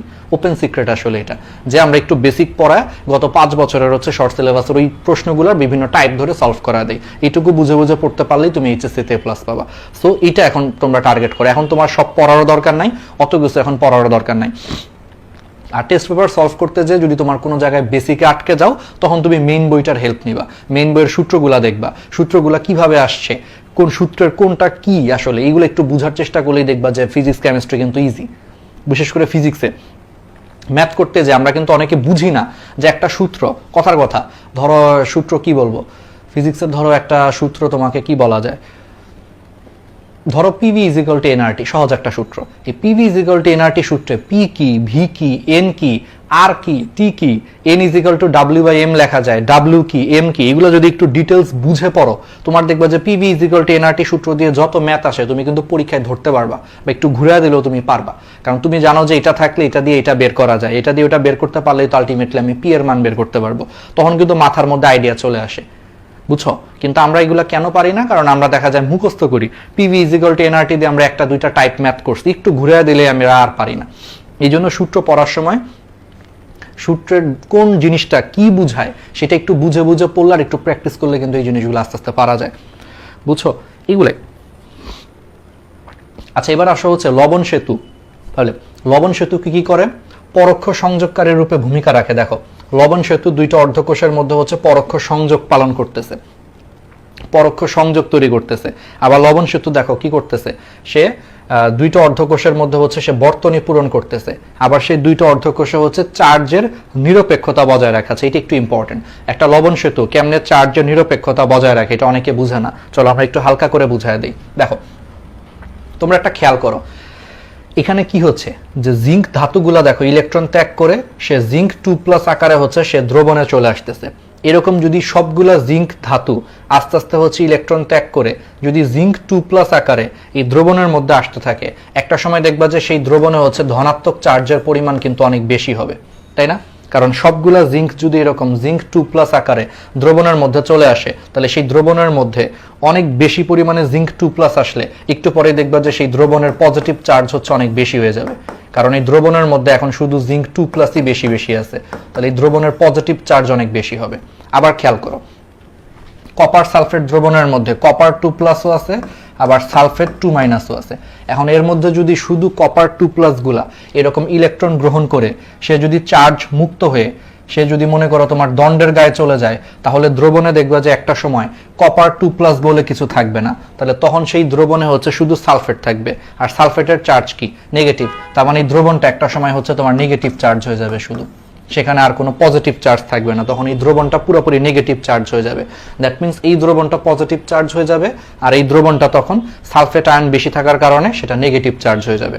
আচ্ছা, হইলে তখন প্রবলেমটা কি? তখন প্রবলেম হচ্ছে নতুন করে আর কোনো জিঙ্ক ধাতু ইলেকট্রন ত্যাগ করে জিঙ্ক 2+ আকারে সে আর দ্রবণে আসতে পারবে না। কেন? কারণ দেখো, এই দ্রবণটা যদি অলরেডি পজিটিভ চার্জ হয়ে যায়, তাহলে নতুন করে কিন্তু আর কোনো জিঙ্ক ধাতু ইলেকট্রন ত্যাগ করে সে জিঙ্ক 2+ আকারে সে আর দ্রবণে আসতে পারবে না। কেন পারবে না? কারণ তখন এই পজিটিভ চার্জ, এই জিঙ্ক 2+ এর যে পজিটিভ চার্জ আছে একে বিকর্ষণ করবে, ওরা আর আসতে দিবে না। ফলে নতুন করে কিন্তু আর কোনো জিঙ্ক 2+ দ্রবণে আসতে পারতেছে না, কারণ পজিটিভ চার্জকে হচ্ছে বিকর্ষণ করে। তাহলে নতুন করে যদি জিঙ্ক 2+ যদি দ্রবণের মধ্যে আসতে না পারে এই বিকর্ষণের কারণে, তার মানে নতুন করে সেই ইলেকট্রন ত্যাগ করবে না, এটা হচ্ছে কাহিনী। আবার যে ইলেকট্রনগুলো ত্যাগ করতেছে সেই ইলেকট্রনগুলো দেখো তারের মাধ্যমে এখান থেকে এখানে আসতেছে। এখন এই দ্রবণের চার্জ যদি নেগেটিভ হয়ে যায়, এই দ্রবণের চার্জ নেগেটিভ হয়ে গেলে সে কিন্তু নতুন করে আর এখানে কোনো ইলেকট্রনকে আসতে দিবে না, কারণ ইলেকট্রনের চার্জও নেগেটিভ, এই দ্রবণের চার্জও নেগেটিভ। তো নেগেটিভকে কি করে? বিকর্ষণ করে। তো নেগেটিভকে বিকর্ষণ করার কারণে সে নতুন করে হচ্ছে আর কোনো ইলেকট্রনকে এখানে আসতে দিচ্ছে না। ফলে ইলেকট্রন কিন্তু আলটিমেটলি তখন আর এখানে না আসতে পারলে বর্তনী কমপ্লিট হবে না। আর বর্তনী কমপ্লিট না হলে কি হবে না? বর্তনী কমপ্লিট না হলে কোনো তড়িৎ প্রবাহ হবে না, তার মানে এখানে তড়িৎ প্রবাহ হচ্ছে বন্ধ হয়ে যাবে। কিন্তু তুমি যদি এখন এখানে লবণ সেতু যোগ করো, দেখো লবণ সেতুর যেটা ক্যাটায়ন পটাশিয়াম প্লাস, এই ক্যাটায়নটা তখন দেখবে যে এখানে নেগেটিভ চার্জ বেশি, তো তখন সেই ক্যাটায়নটা হচ্ছে যেখানে নেগেটিভ চার্জ বেশি সেখানে চলে যাবে, সেখানে চলে যেয়ে এই পজিটিভ চার্জটা নেগেটিভ চার্জকে হচ্ছে ব্যালেন্স করবে। ফলে এই দ্রবণের হচ্ছে তোমার আবার চার্জের নিরপেক্ষতা বজায় থাকবে। আবার এই লবণ সেতুর ধরো যেটা নেগেটিভ অ্যানায়ন ক্লোরাইড মাইনাস, সে দেখবে যে এখানে পজিটিভ চার্জের পরিমাণ বেশি, তো সেই ক্লোরাইড মাইনাসটা হচ্ছে এখানে আসবে, এসে সেই পজিটিভ চার্জটাকে হচ্ছে ব্যালেন্স করে দিবে। ফলে এখানে চার্জের নিরপেক্ষতা বজায় থাকবে। তার মানে এটা পজিটিভ চার্জ ছিল, এখানে হচ্ছে লবণ সেতুর নেগেটিভ চার্জটা এখানে এসে এই নেগেটিভ চার্জটা পজিটিভ চার্জকে ব্যালেন্স করে দিচ্ছে। ব্যালেন্স করে দেওয়ার কারণে একটা সময় হচ্ছে এখানে পজিটিভ চার্জগুলো চলে যায়, আবার এখানে চার্জের নিরপেক্ষতা বজায় থাকবে। সো চার্জের নিরপেক্ষতা বজায় থাকলে আবার এখানে হচ্ছে আগের মতো হচ্ছে জিঙ্ক হচ্ছে ইলেকট্রন ত্যাগ করে জিঙ্ক 2+ আসবে, আবার সে আগের মতো হচ্ছে তড়িৎ প্রবাহ হবে। আবার সেম ভাবে লবণ সেতুর পজিটিভ চার্জ যখন এখানে আসবে, পজিটিভ চার্জ এই নেগেটিভ চার্জকে ব্যালেন্স করে দেওয়ার কারণে এখানেও চার্জের নিরপেক্ষতা বজায় থাকবে। সো আগের মতো হচ্ছে ইলেকট্রনগুলো সুন্দর করে হচ্ছে এখানে এসে বর্তনী পূরণ করতে পারতেছে, ফলে হচ্ছে তোমার তড়িৎ প্রবাহ হবে। এটাই হচ্ছে লবণ সেতুর মেইন কাজ। তার মানে লবণ সেতু আলটিমেটলি কি করে? উভয় অর্ধকোষে দেখো বৈদ্যুতিক চার্জের নিরপেক্ষতা বজায় রাখে। সে কোনো পাশকে পজিটিভ বা নেগেটিভ হইতে দিচ্ছে না, সে সব পাশকে সে ব্যালেন্স করে রাখতেছে, এই জন্য তড়িৎ প্রবাহ হয় ঠিক মতো। এখন তুমি যদি লবণ সেতু ইউজ না করো, তাহলে দেখা যাবে যে এই তড়িৎ কোষটা একটু পরেই হচ্ছে নষ্ট হয়ে যায়। একটু পরেই কেন নষ্ট হয়ে যায়? কারণ এই যে এটা পজিটিভ হয়ে যায়, এটা নেগেটিভ হয়ে যায়, আর হচ্ছে তোমার তড়িৎ প্রবাহ হয় না। কিন্তু যেই তুমি লবণ সেতু দিবা, লবণ সেতুর প্লাস মাইনাস চার্জগুলো এই প্লাস মাইনাসকে ব্যালেন্স করে দেয়, ফলে আবার এখানে তড়িৎ প্রবাহ হয়ে তোমার কোষটা সচল হয়ে যায়। এটাই হচ্ছে লবণ সেতুর সবচেয়ে গুরুত্বপূর্ণ কাজ। তাহলে এবার বুঝতে পারছো যে লবণ সেতু কিভাবে বৈদ্যুতিক চার্জের নিরপেক্ষতা বজায় রাখে। আই হোপ পুরো কনসেপ্টটা হচ্ছে ক্লিয়ার। এইভাবে এখন আসলে লবণ সেতুতে হচ্ছে কি কি লবণ ইউজ করা হয়, এটা পরীক্ষায় আসে। পটাশিয়াম ক্লোরাইড বারবার পড়বা, potassium nitrate, ammonium nitrate, sodium sulphate, এর 0.1 মোলার জলীয় দ্রবণে হচ্ছে সামান্য পরিমাণে জিলেটিন অথবা সামুদ্রিক শৈবাল থেকে তৈরি এগার নামক এক ধরনের জিনিস মিশিয়ে উত্তপ্ত করা হয়। পরে সেই দ্রবণটাকে ইউ আকৃতির একটা কাচের নলের মধ্যে নিয়ে ঠান্ডা করলেই জেলির মতো শক্ত হয়ে যায়। এটাই হচ্ছে লবণ সেতু। ঠিক আছে, তাহলে দেখো অলরেডি হচ্ছে আমরা পড়ে ফেলছি। এখন একটা জিনিস মনে রাখবা, তাহলে আমরা গ্যালভানিক কোষের স্ট্রাকচার কিন্তু পড়ায় ফেলছি। এখন এই গ্যালভানিক কোষে যে বিদ্যুৎ প্রবাহ হয়, সেই বিদ্যুৎ প্রবাহটা ভোল্ট মিটার এককে পরিমাপ করলে 1.1 ভোল্ট হয়। তার মানে একটা গ্যালভানিক কোষ 1.1 ভোল্ট বিভব পার্থক্যের হচ্ছে বিদ্যুৎ তৈরি করে, এটা একটু মনে রাখবা। তাহলে এগুলো আমরা পড়ায় ফেলছি। দেখো গ্যালভানিক কোষের দেখছো যে অ্যানোডের জারণ অর্ধ বিক্রিয়া, ক্যাথোডের বিজারণ অর্ধ বিক্রিয়া, আর দেখো টোটাল কোষ বিক্রিয়া সবগুলা কিন্তু আমরা দেখাইছি। এই যে জারণ অর্ধ বিক্রিয়া, বিজারণ অর্ধ বিক্রিয়া, দেখো টোটাল কোষ বিক্রিয়া আমরা সব পড়ায় ফেলছি, ঠিক আছে। ওকে, এখন আসা হচ্ছে কোষ বিভব। কোষ বিভব বলতে কি বোঝায়? দেখো অ্যানোডে কি হয়? জারণ হয়। তাহলে অ্যানোডের যে জারণ বিভব আর ক্যাথোডে কি হয়? বিজারণ হয়। তাহলে ক্যাথোডের বিজারণ বিভব এই দুইটাকে যোগ করলে হচ্ছে আমরা টোটাল কোষ বিভব পাবো। তাহলে কোষ বিভব হচ্ছে অ্যানোডের জারণ বিভব আর ক্যাথোডের বিজারণ বিভব এই দুইটাকে যোগ করলে হচ্ছে আমরা কোষ বিভব বা কোষটার তড়িৎচালক বল বা কোষের তড়িৎচালক শক্তি পাবো। এই তড়িৎচালক শক্তিকে ফিজিক্সে বলা হয় ইলেকট্রোমোটিভ ফোর্স বা সংক্ষেপে ইএমএফ বলা হয়। তাহলে কোষের তড়িৎচালক শক্তি বা ইএমএফ বলতে কি বোঝায়? যে অ্যানোডের জারণ বিভব আর ক্যাথোডের বিজারণ বিভব এই দুটাকে যোগ করলে আমরা যেটা পাই সেটাই হচ্ছে তোমার কোষ বিভব বা কোষের তড়িৎচালক শক্তি বা ইলেকট্রোমোটিভ ফোর্স ইএমএফ। অর্থাৎ তাহলে ইএমএফ কে তাহলে আমরা এভাবে লিখতে পারি, ইএমএফ কে তাহলে আমরা ই সেল দিয়ে লিখতে পারি। অর্থাৎ E not cell is equal to E not অ্যানোডের হচ্ছে তোমার জারণ বিভব প্লাস হচ্ছে ই নট ক্যাথোডের বিজারণ বিভব। কারণ বুঝতেই পারতেছো অ্যানোডে কি হয়? জারণ হয়, ক্যাথোডে হচ্ছে বিজারণ হয়। তাহলে ই নট অ্যানোডের জারণ বিভব প্লাস ই নট ক্যাথোডের বিজারণ বিভব এই দুটাকে যোগ করলে ই নট পাওয়া যায়। আচ্ছা, ই নট দিয়ে কি বোঝায়? ই নট দিয়ে আসলে প্রমাণ বিভব বোঝায়। অবশ্যই মাথায় রাখবা শুধু ই সেল। এখন আমি একটু হালকা করে বলি, শুধু ই সেল এটা দিয়ে আসলে হচ্ছে সেল মানে কোষ, শুধু ই সেল দিয়ে হচ্ছে তোমার কোষ বিভব বোঝায়। আর ই এর উপরে যদি একটা নট দাও তাহলে এটা হচ্ছে প্রমাণ কোষ বিভব বোঝায়, ঠিক আছে, আর কিছু না। এখন প্রমাণ কোষ বিভব কি? প্রমাণ কোষ বিভব হচ্ছে 25 ডিগ্রি সেলসিয়াস তাপমাত্রায় 1 এটিএম চাপে, 25 ডিগ্রি সেলসিয়াস তাপমাত্রায় 1 এটিএম চাপে এবং 1 মোলার ঘনমাত্রা বিশিষ্ট তড়িৎ বিশ্লেষ্য পদার্থ নিয়ে কাজ করলে কোষের যে বিভব পাওয়া যায় সেটাকেই প্রমাণ কোষ বিভব বলে।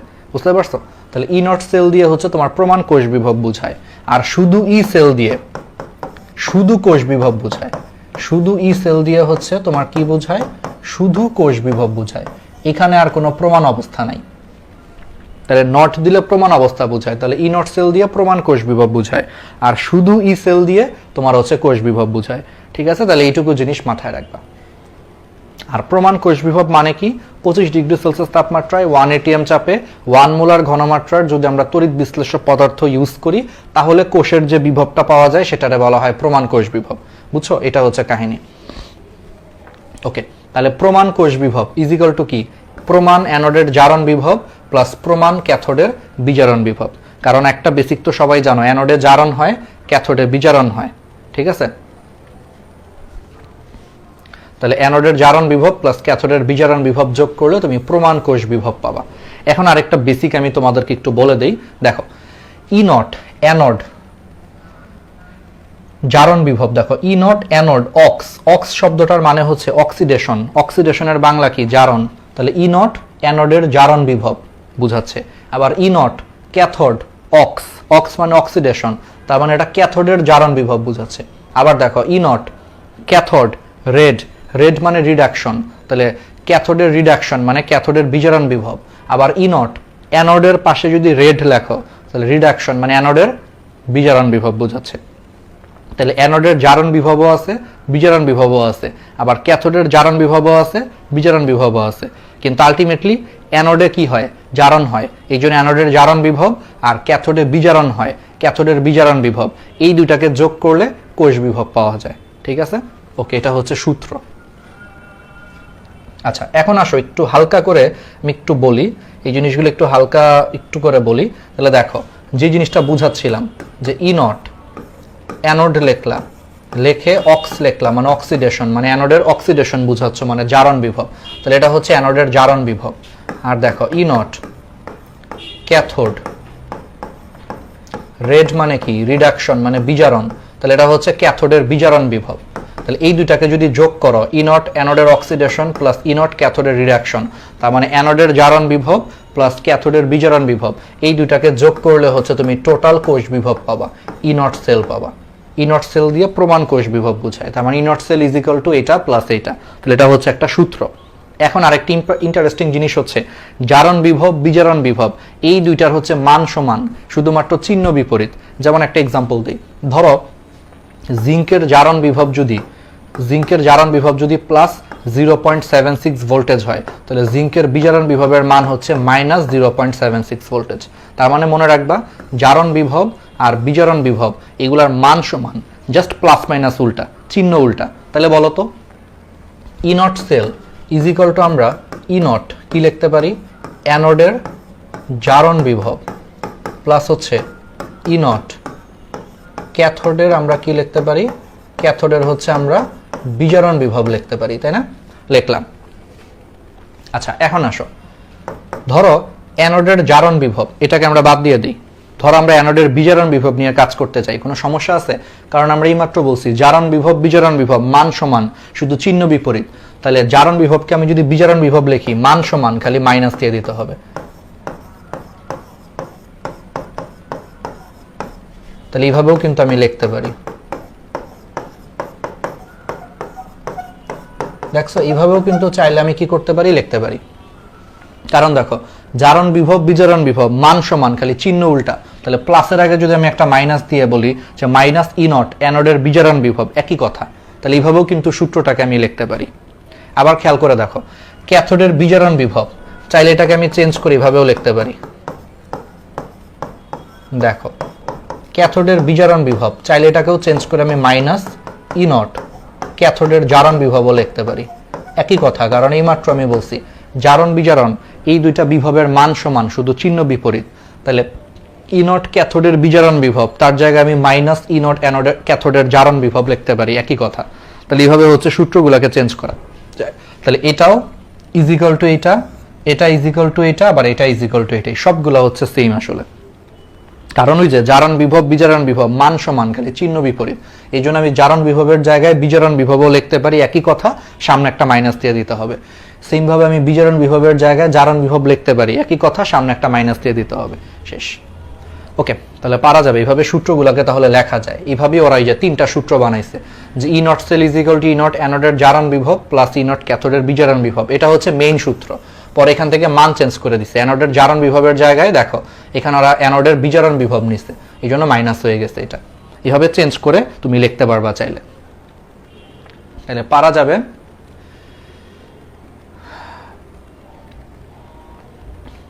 তাহলে এবার আসো হচ্ছে তড়িৎদ্বার এবং তড়িৎ কোষ লেখার হচ্ছে সাংকেতিক চিহ্ন এবং রীতি। তাহলে তড়িৎদ্বার এবং তড়িৎ কোষ লেখার হচ্ছে তোমার সাংকেতিক চিহ্ন এবং রীতিগুলো হচ্ছে আমরা একটু দেখি। তাহলে তড়িৎদ্বার বলতে ওই যে ধাতব দণ্ডকে বোঝায়।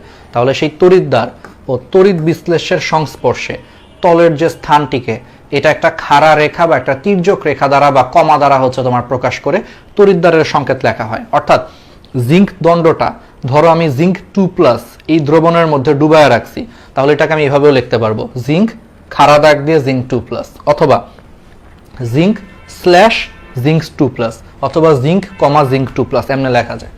ঠিক আছে, এখন আসা হচ্ছে জারণ কিভাবে লিখতে হয়, বিজারণ কিভাবে লিখতে হয়। দেখো এটা খুব সিম্পল। দেখো জারণ কখন হয়, দেখো জিঙ্ক থেকে যখন জিঙ্ক 2+ হয় তখন কি হয়, জারণ হয়। তার মানে জারণ হওয়া মানে কি, জিঙ্ক থেকে জিঙ্ক 2+ হওয়া। তাহলে তুমি যদি ফার্স্টে জিঙ্ক লেখো তারপরে স্ল্যাশ দিয়ে যদি জিঙ্ক 2+ লেখো, তাহলে এটা কি বুঝাচ্ছে যে আগে জিঙ্ক ছিল তারপরে জিঙ্ক 2+ হয়েছে। তাহলে খেয়াল করে দেখো জিঙ্ক থেকে জিঙ্ক 2+ কখন হয়, জারণ হইলে হয়। তার মানে আগে জিঙ্ক লিখলে তারপরে স্ল্যাশ দিয়ে জিঙ্ক 2+ লিখলে এটা অ্যাকচুয়ালি জারণ অর্ধকোষ বোঝায়। ঠিক আছে, আবার খেয়াল করে দেখো কপার 2+ থেকে কখন কপার তৈরি হয় বলো, ইলেকট্রন গ্রহণ করলে, মানে বিজারণ হইলে। তার মানে কপার 2+ থেকে কপার হয় হলো বিজারণ হইলে। তাহলে তুমি আগে কপার 2+ লিখলা তারপরে স্ল্যাশ দিয়ে কপার লিখলা, তার মানে তুমি বুঝাচ্ছ যে আগে কপার 2+ ছিল সেখান থেকে কপার হয়েছে। তার মানে এটা তুমি কি লিখছো, বিজারণ অর্ধকোষ লিখছো জিনিসটারে, শেষ। তাহলে উপরেরটা জারণ অর্ধকোষ, নিচেরটা হচ্ছে বিজারণ অর্ধকোষ। পারা যাবে? ওকে, এখন আসা হচ্ছে এই জারণ বিজারণ তড়িৎদ্বারে অনেক সময় গ্যাস ইউজ করা হয়, গ্যাস বিশিষ্ট তড়িৎদ্বার ইউজ করা হয়, যেখানে হচ্ছে তোমার নিষ্ক্রিয় ধাতুকে হচ্ছে তোমার ধাতব দণ্ড নিয়ে সেখানে হচ্ছে গ্যাস চালনা করে হচ্ছে তোমার জারণ বিজারণ করা যায়, সেগুলোকে হচ্ছে গ্যাস তড়িৎদ্বার বলে। ঠিক আছে, এগুলো আমরা একটু পরে দেখাবো, এগুলো ডিটেলস পড়াবো। এখন আসা হলো তাহলে কোষ সংকেত। তাহলে কোষ সংকেত হচ্ছে আমরা কিভাবে লিখবো? তাহলে দুইটা অর্ধকোষ দ্বারা যখন আলটিমেটলি হচ্ছে কোষ সংকেত বা কোষ ডায়াগ্রাম লেখা হয়, তাহলে সেটা লেখার কিছু নিয়ম আছে। ঠিক আছে, লেখার নিয়ম হচ্ছে, আমি একটু দেখায় দিই। আমি তাহলে একবারে এই জিনিসটা একটু দেখায় দিই। হ্যাঁ, দেখো তোমরা নিজেরাই বুঝতে পারবা। দেখো, ধরো এখানে একটা কোষ, এই কোষে কি হয়েছে দেখো, এই কোষে হচ্ছে আলটিমেটলি কি হয়েছে, কোষ বিক্রিয়াটা খেয়াল করো। কোষ বিক্রিয়াটা দেখো, জিঙ্ক থেকে জিঙ্ক 2+ হয়েছে, আর কপার 2+ থেকে কপার হয়েছে। তাহলে এই কোষ বিক্রিয়াটা বা এই কোষটাকে যদি আমি এখন সংকেত আকারে লিখতে চাই বা কোষ ডায়াগ্রাম যদি লিখতে চাই, তাহলে অলওয়েজ মাথায় রাখবা কোষ ডায়াগ্রাম লেখার নিয়ম হচ্ছে ফার্স্টে মাঝখানে একটা খাড়া দাগ দিবা। মাঝখানে কি করবা? মাঝখানে একটা খাড়া দাগ দিবা। বাম পাশে লিখবা হচ্ছে অ্যানোডের বিক্রিয়া, ডান পাশে লিখবা হচ্ছে ক্যাথোডের বিক্রিয়া। তাহলে কোষ মানে কোষ সংকেত, এগুলো হচ্ছে আমি এখন সংকেত লিখতেছি। তাহলে কোষ সংকেত বা কোষ ডায়াগ্রাম লেখার নিয়ম হচ্ছে ফার্স্টে মাঝখানে একটা খাড়া দাগ দিয়ে বামে হচ্ছে অ্যানোডের জিনিস লিখবা, ডানে ক্যাথোডের জিনিস লিখবা। তাহলে বামে লিখবা অ্যানোড। বলো এখানে অ্যানোড হিসেবে কে কাজ করতেছে? জিঙ্ক কাজ করতেছে। তাহলে বামে লিখবা হচ্ছে জিঙ্কের বিক্রিয়া, ডানে লিখবা হচ্ছে ক্যাথোডের বিক্রিয়া। এখন আমারে বলো জিঙ্কের কি হয়? জিঙ্ক যেহেতু এখানে অ্যানোড, অ্যানোডের জারণ হয়। তাহলে জারণ হওয়া মানে কি? জারণ হওয়া মানে হচ্ছে জিঙ্ক থেকে জিঙ্ক 2+ হবে। তাহলে বামে অ্যানোড, তাহলে অ্যানোডের জারণ হয়, তাহলে তুমি এভাবে লিখবা যে জিঙ্ক থেকে জিঙ্ক 2+ হয়েছে, ব্যাস এটাই হচ্ছে অ্যানোড। তাহলে জিঙ্ক/জিঙ্ক 2+, এটা হচ্ছে অ্যানোডের জারণটা লেখছো। আর ডানে লিখবা হচ্ছে ক্যাথোড। তাহলে ক্যাথোডের কি হয়? বিজারণ হয়। তাহলে বিজারণ হওয়া মানে কি? কপার 2+ থেকে কপার হয়েছে। তাহলে এখানে লিখবা কপার 2+/কপার, শেষ। তাহলে এই পুরাটাই হচ্ছে তোমার কোষ ডায়াগ্রাম বা কোষ সংকেত। এটাই হচ্ছে কোষ ডায়াগ্রাম বা কোষ সংকেত লেখার নিয়ম। ঠিক আছে, আর এখন মাঝখানে একটা দাগের বদলে তুমি চাইলে মাঝখানে দুইটা খাড়া দাগ দিতে পারো।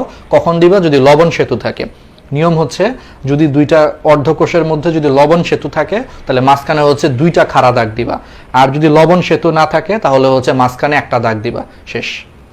তাহলে পারা যাবে না। তাহলে এটা হচ্ছে কোষ ডায়াগ্রাম বা কোষ সংকেত হচ্ছে লেখার নিয়ম। তাহলে এটাই বলছে, দেখো এই যে দেখো, এই যে জিঙ্ক স্ল্যাশ, আচ্ছা ওরা জিঙ্ক 2+ না লিখে জিঙ্ক সালফেট লিখছে, একই কথা। ওই জিঙ্ক সালফেটের মধ্যে কিন্তু আসলে জিঙ্কটা কি আকারে আছে? 2+ আকারে আছে, বুঝতেই পারতেছে, একই জিনিস। তোরা জিঙ্ক 2+ না লিখে জিঙ্ক সালফেট লিখছে, একই কথা। তাহলে জিঙ্ক/জিঙ্ক সালফেট। তারপরে দেখো মাঝখানে একটা খাড়া দাগ দিছে, তারপরে ডানে কি? ক্যাথোড লিখবে। তাহলে ক্যাথোড কি হবে? কপার 2+ থেকে কপার হবে। তাহলে ওরা লিখছে কপার সালফেট/কপার। ওই কপার সালফেটের মধ্যে কিন্তু কপার আসলে 2+ আকারে আছে, সমস্যা নেই। তাহলে এটা হচ্ছে কোষ ডায়াগ্রাম বা কোষ সংকেত লেখার নিয়ম। আর ওই যে বলছিলাম যে লবণ সেতু যদি থাকে, দেখো উভয় অর্ধকোষের মধ্যে যদি একটা লবণ সেতু থাকে, তাহলে অর্ধকোষ দুইটার মাঝখানে হচ্ছে খাড়া দাগ দিতে হয়। দেখো লবণ সেতু থাকলে দুইটা খাড়া দাগ দিতে হয়, আর লবণ সেতু না থাকলে একটা খাড়া দাগ দিতে হয়। ঠিক আছে, তাহলে পারবা। আর দেখো টোটাল কোষ বিক্রিয়া, দেখো এই যে ওরা এটা লিখে দিছে যে কোষ সংকেত বা কোষ ডায়াগ্রাম, দেখো এইভাবেও লেখা যায়। দেখছো এই যে জিঙ্ক/জিঙ্ক 2+, মাঝখানে দুইটা খাড়া দাগ, তারপরে কপার 2+/কপার। তাহলে বুঝতেই পারতেছো যে মাঝখানে দুইটা খাড়া দাগ বলতে কি বোঝায়? তার মানে এখানে লবণ সেতু আছে। আবার বামে হচ্ছে অ্যানোড, তার মানে এটুকু হচ্ছে অ্যানোডের অর্ধকোষের বিক্রিয়া। আর ডানে হচ্ছে ক্যাথোড, তাহলে এটুকু হচ্ছে ক্যাথোড অর্ধকোষের বিক্রিয়া। আর অ্যানোডে কি হয়? জারণ হয়। জারণ হওয়া মানে কি? জিঙ্ক থেকে জিঙ্ক 2+ হয়, তার মানে কারণ জিঙ্ক থেকে জিঙ্ক 2+ হইলে জারণ হয়, এই জন্য আগে জিঙ্ক লিখবা, তারপরে স্ল্যাশ দিয়ে জিঙ্ক 2+ লিখবা। আর ডানে ক্যাথোডের বিজারণ হয়, মানে কপার 2+ থেকে কপার হয়, এই জন্য বামে কপার 2+ লিখবা, তারপরে স্ল্যাশ দিয়ে কপার লিখবা, শেষ। এটা হচ্ছে তোমার কোষ ডায়াগ্রাম বা কোষ সংকেত লেখার নিয়ম। আর অনেক সময় যে জিঙ্ক 2+ এর বদলে তুমি চাইলে এখানে জিঙ্ক সালফেটও লিখতে পারো, কারণ জিঙ্ক 2+ আসলে কোথায় থাকে? জিঙ্ক সালফেটের মধ্যে আসলে জিঙ্ক 2+ আকারে থাকে। আবার সেম ভাবে কপার 2+ এর বদলে তুমি চাইলে এখানে কপার সালফেটও লিখতে পারো, কারণ কপার সালফেটের মধ্যেই আসলে কপারটা 2+ আকারে থাকে, একই জিনিস। এইভাবে লেখা যায়। তাহলে এবার পরীক্ষায় মাঝে মাঝে তোমাদেরকে হঠাৎ করে মেডিকেল ভর্তি পরীক্ষায় ধরো হঠাৎ করে একটা প্রশ্ন দিয়ে দিতে পারে, দেখো আয়রন, দেখো Fe/Fe2+, আর এখানে বলছে কপার/কপার 2+, বলছে ইলেকট্রোড সমন্বয়ে গঠিত তড়িৎ কোষের হচ্ছে তুমি ডায়াগ্রাম লেখো। তোমাকে ধরো তড়িৎ কোষের হচ্ছে ডায়াগ্রাম লিখতে বলছে। ডায়াগ্রাম মানেই হচ্ছে কোষ সংকেত, তাহলে কোষ সংকেত বা কোষ ডায়াগ্রাম লিখতে বলছে। অর্থাৎ এখানে আয়রন থাকবে আর হচ্ছে তোমার এখানে কপার থাকবে, এই দুইটার সমন্বয়ে। ইলেকট্রোড মানে কি? আচ্ছা ইলেকট্রোডের বাংলা হচ্ছে তড়িৎদ্বার, ওই দণ্ড আর কি। তড়িৎদ্বারকে ইংলিশে তোমার বলা হয় ইলেকট্রোড। তাহলে ইলেকট্রোডের বাংলা হচ্ছে তড়িৎদ্বার, ওই দণ্ড। তাহলে বলছে একটা আয়রন দণ্ড আর একটা হচ্ছে কপার দণ্ড, এই দুইটা দণ্ডের সমন্বয়ে গঠিত তোমার তড়িৎ কোষের ডায়াগ্রাম লিখতে বলছে। কেমনে লিখবা দেখো, খুব সিম্পল। তুমি ধাতুর সক্রিয়তা সিরিজ চিন্তা করো, বলো ধাতুর সক্রিয়তা সিরিজে আয়রনের পজিশন কই ছিল? মাঝখানের দিকে ছিল। আর কপারের পজিশন কই ছিল? হাইড্রোজেনের নিচে ছিল। তাহলে কপার হচ্ছে হাইড্রোজেনের নিচে অবস্থান করে, আর আয়রন কিন্তু হাইড্রোজেনের অনেক উপরে অবস্থান করে। তার মানে ধাতুর সক্রিয়তা সিরিজে আয়রন উপরের দিকে, কপার নিচের দিকে। তাহলে যেটা উপরের দিকে থাকবে সেটা অ্যানোড, নিচেরটা ক্যাথোড। তার মানে তুমি বুঝতে পারছো এখানে আয়রন হচ্ছে অ্যানোড, কপার হচ্ছে ক্যাথোড। ব্যাস, তাহলে কোষ ডায়াগ্রাম কেমনে লিখবা বলো? তাহলে আয়রন অ্যানোড, কপার হচ্ছে ক্যাথোড। তাহলে কিভাবে কোষ ডায়াগ্রাম লিখবা বলো? একবার ইজি, যদি মেডিকেলে আসে তাহলে মাঝখানে একটা খাড়া দাগ দিবা, দিয়ে তাহলে আয়রন অ্যানোড। তাহলে অ্যানোডে কি হয়? জারণ হয়। জারণ হওয়া মানে কি? জারণ হওয়া মানে হচ্ছে আয়রন থেকে আয়রন 2+ হবে, কারণ আয়রন থেকে আয়রন 2+ হচ্ছে জারণ হয়। বিশ্বাস না হইলে তুমি আবার দেখো, আয়রন যখন 2টা ইলেকট্রন ত্যাগ করে তখন দেখো আয়রন 2+ হয়। তার মানে আয়রন থেকে যখন আয়রন 2+ হয় তখন দেখো সেটার জারণ হচ্ছে বা ইলেকট্রন ছাড়তেছে। তাহলে বামে অ্যানোড হবে, তার মানে বামে হবে হচ্ছে আয়রন থেকে আয়রন 2+, কারণ অ্যানোডে জারণ হয়। আর এই খাড়া দাগের ডান পাশে হচ্ছে ক্যাথোড, তাহলে ক্যাথোড হিসেবে কপার থাকবে। এখন ক্যাথোডের বিজারণ হয়, তাহলে বিজারণ হওয়া মানে কি? তাহলে কপার 2+ ছিল, সেখান থেকে জিনিসটা ইলেকট্রন গ্রহণ করে কপার হয়েছে। তাহলে ডানে হচ্ছে ক্যাথোড। তাহলে এটাই হচ্ছে কোষ ডায়াগ্রাম। তাহলে এটাই তোমার মেডিকেল ভর্তি পরীক্ষায় অ্যান্সার, এটাই হচ্ছে অ্যান্সার। পারবা না? আর যদি লবণ সেতু বলে প্রশ্নে তাহলে 2টা খাড়া দাগ হবে, ব্যাস, এইগুলো কোনো প্রবলেম না, পারবা। তাহলে এইভাবে খুব সহজেই কিন্তু তোমরা এই করতে পারবা। দেখছো যে কোষ ডায়াগ্রাম হচ্ছে আয়রন /Fe2+, মাঝখানে একটা খাড়া দাগ দিয়ে দেখো কপার 2+ কপার। তাহলে এগুলো হচ্ছে প্র্যাকটিস করবা, খুব সহজেই হচ্ছে তোমরা পারবা এই জিনিসগুলো। ঠিক আছে, ওকে। এখন আসো হলো এইগুলো যদি আমরা পারি, এখন আসো হচ্ছে তড়িৎদ্বার বিভব। তাহলে তড়িৎদ্বার বিভব কি জিনিস আমরা এই জিনিসগুলো একটু দেখি। তাহলে তড়িৎদ্বার বিভব হচ্ছে ওই যে প্রত্যেকটা অর্ধকোষে, ঠিক আছে, প্রত্যেকটা অর্ধকোষে প্রতিটি একক তড়িৎদ্বারের হচ্ছে তোমার বৈদ্যুতিক বিভব থাকে, এটাকেই হচ্ছে তোমার তড়িৎদ্বার বিভব বলে। অর্থাৎ প্রত্যেকটা অর্ধকোষের যে নিজস্ব বিভব থাকে এটাকে তোমার বলা হয় তড়িৎদ্বার বিভব। দেখো দেখো এই যে যখন কোনো ধাতব দণ্ডকে ওই ধাতুর লবণের দ্রবণে ডুবানো হয় তখন ধাতব দণ্ডটি দ্রবণের সাপেক্ষে ধনাত্মক বা ঋণাত্মক আধান প্রাপ্ত হয়। ফলে ধাতব দণ্ড ও দ্রবণের সাপেক্ষে হচ্ছে একটা নির্দিষ্ট বৈদ্যুতিক বিভব পার্থক্য সৃষ্টি হয়। এই বিভব পার্থক্যকে হচ্ছে ধাতব দণ্ডের একক তড়িৎদ্বার বিভব বলে। আচ্ছা, ব্যাপারটাকে আমি তোমাকে বলি। দেখো এটা একটু একটা চমৎকার জিনিস, চলো আমরা আরেকটা পেজ নিয়ে তারপরে ব্যাখ্যা করি। ধরো তুমি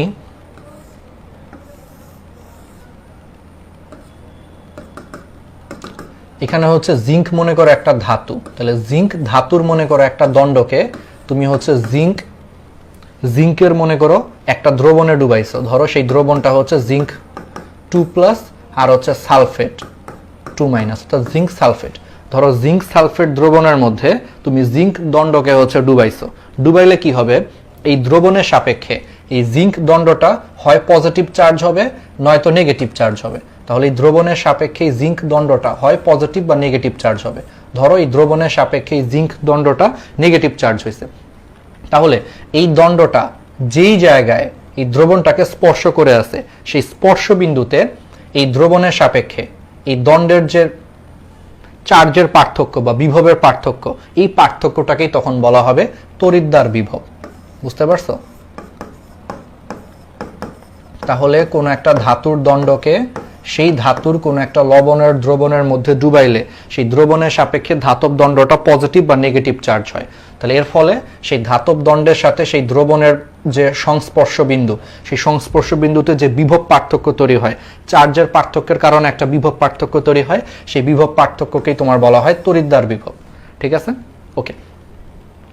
তাহলে এখন আসো এই তড়িৎদ্বার বিভব কিভাবে তৈরি হয়, চলো আমরা এটা একটু দেখি। এই তড়িৎদ্বার বিভবের উৎসরূপে বিজ্ঞানী নার্নস্টের হচ্ছে একটা তত্ত্ব আছে। বিজ্ঞানী নার্নস্ট হচ্ছে কিভাবে হচ্ছে একটা ধাতব দণ্ড আর তার দ্রবণের মধ্যে ডুবাইলে সেখানে বিভব তৈরি হয় সেটা সম্পর্কে হচ্ছে নার্নস্টের হচ্ছে একটা সমীকরণ আছে বা নার্নস্টের একটা থিওরি আছে। সেই থিওরিটা হচ্ছে আমরা এখন একটু দেখার চেষ্টা করি। সেই থিওরিটা হচ্ছে খুব সিম্পল। দেখো জিনিসটা হইলো খুব সিম্পল। দেখো এখানে কয়েকটা কথা আছে, আমরা এই কথাগুলো তোমাদেরকে খুব সুন্দর করে পড়ায় দেওয়ার পরে আমরা পরের টপিকে চলে আসব। আচ্ছা, কথাগুলো হইছে একটু দেখো, একটু বোঝানোর দরকার আছে যে যখন কোনো একটা ধাতব দণ্ডকে সেই ধাতুর হচ্ছে তোমার দ্রবণের মধ্যে ডুবাই, সেই ধাতব দণ্ডের উপর দুইটা জিনিস কাজ করে, একটা হচ্ছে দ্রবণ চাপ আর একটা হচ্ছে অসমোটিক চাপ। দেখো একটা হচ্ছে দ্রবণ চাপ আর একটা হচ্ছে অসমোটিক চাপ। একটু ঠান্ডা মাথায় শুনো কোনটা কি জিনিস, একটু শুনো।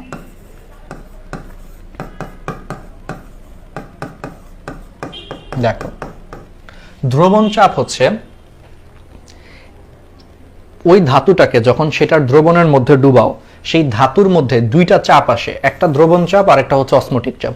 দ্রবণ চাপটা হইল সেই ধাতুর দণ্ড থেকে মনে করো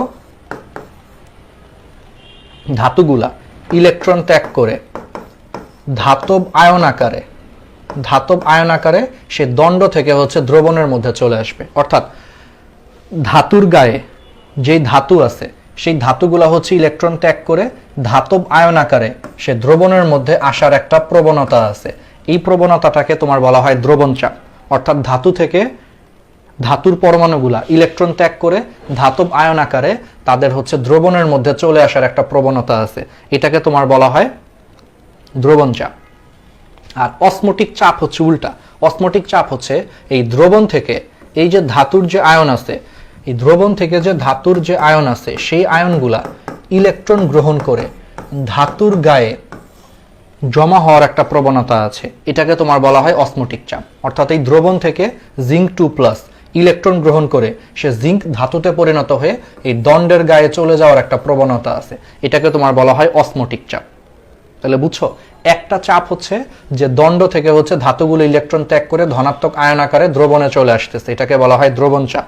আর আরেকটা হচ্ছে উল্টা, যে দ্রবণের ধনাত্মক আয়নগুলা ইলেকট্রন গ্রহণ করে ধাতুতে কনভার্ট হয়ে সে দ্রবণ থেকে দণ্ডের গায়ে চলে আসতেছে, এটাকে বলা হয় অসমোটিক চাপ। তাহলে এই দ্রবণ চাপ এবং অসমোটিক চাপ এই দুই চাপের একটা পার্থক্য থাকে সবসময়। এই দুই চাপের পার্থক্যের কারণেই হচ্ছে তোমার বিভব তৈরি হয়, এটাই হচ্ছে তোমার তড়িৎদ্বার বিভব তৈরি হওয়ার মেইন কারণ।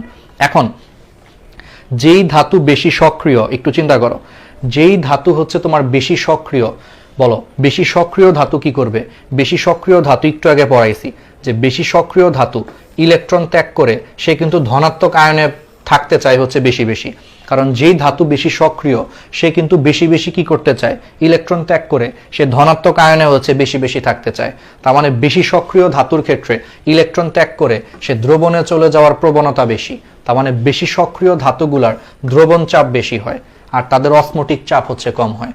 তাহলে যে বেশি সক্রিয়, আমরা কি বলছিলাম যে বেশি সক্রিয় সে কি করবে? সে বেশি বেশি ইলেকট্রন ত্যাগ করে ধনাত্মক আয়নে পরিণত হয়ে বেশি বেশি বিক্রিয়া করবে, তাই না? তাহলে বেশি সক্রিয় ধাতুগুলা বেশি বেশি হচ্ছে ইলেকট্রন ত্যাগ করে ধনাত্মক আয়নে পরিণত হইতে চায়, তার মানে তাদের দ্রবণ চাপটা হচ্ছে বেশি হয় অসমোটিক চাপের তুলনায়। এই জন্য তাদের দ্রবণ চাপ বেশি, অসমোটিক চাপ কম, এই জন্য তারা হচ্ছে অ্যানোড হিসেবে কাজ করে। কারণ তাদের ক্ষেত্রে দেখা যায় দ্রবণ চাপটা অসমোটিক চাপের থেকে বেশি। তাহলে দ্রবণ চাপ বেশি হওয়ার কারণে আলটিমেটলি কি হয়? অসমোটিক চাপ, ধরো 50টা ধাতব আয়ন আকারে দ্রবণের মধ্যে চলে আসতেছে, আর তার সেখান থেকে মনে করো মাত্র 20টা ধাতব আয়ন মনে করো তোমার দ্রবণ থেকে হচ্ছে ধাতুর গায়ে চলে যাচ্ছে। তাহলে দ্রবণে আসতেছে 50টা আর দ্রবণ থেকে চলে যাচ্ছে 20টা, তার মানে এখানে দ্রবণ চাপ বেশি। তাহলে দ্রবণ চাপটা অসমোটিক চাপের থেকে বেশি, সেই ধাতুগুলো আলটিমেটলি কি করে? তাহলে নিট হচ্ছে তোমার 30টা ধাতু ইলেকট্রন ত্যাগ করে ধাতব আয়ন আকারে হচ্ছে তোমার দ্রবণে চলে আসতেছে, তার মানে তার জারিত হওয়ার প্রবণতা বেশি, সে তখন অ্যানোড হিসেবে কাজ করে। বুঝতে পারছো? তাহলে বেশি সক্রিয় ধাতুগুলোর ক্ষেত্রে দেখা যায় তাদের দ্রবণ চাপটা অসমোটিক চাপের থেকে বেশি হয়। তার মানে দ্রবণ থেকে যতগুলা আয়ন ধাতু আকারে হচ্ছে দণ্ডে চলে যায় তার তুলনায় বেশি বেশি ধাতুগুলো হচ্ছে ইলেকট্রন ত্যাগ করে ধাতব আয়ন আকারে হচ্ছে তোমার দ্রবণে চলে আসে, অর্থাৎ দ্রবণ চাপ বেশি হয়, তারা তখন অ্যানোড হিসেবে কাজ করে। আর যেগুলো কম সক্রিয় ধাতুর ক্ষেত্রে হচ্ছে উল্টা, ওদের দ্রবণ চাপ কম থাকে কিন্তু ওদের অসমোটিক চাপ বেশি হয়। অর্থাৎ তখন জিনিসটা মনে করে উল্টে যায়, যে ওদের ক্ষেত্রে দেখা যায় যে দ্রবণ থেকে ধাতুর গায়ে চলে যায় যদি 50টা, তাহলে দেখা যায় যে দ্রবণের মধ্যে আসে মনে করো মাত্র 20টা, উল্টা।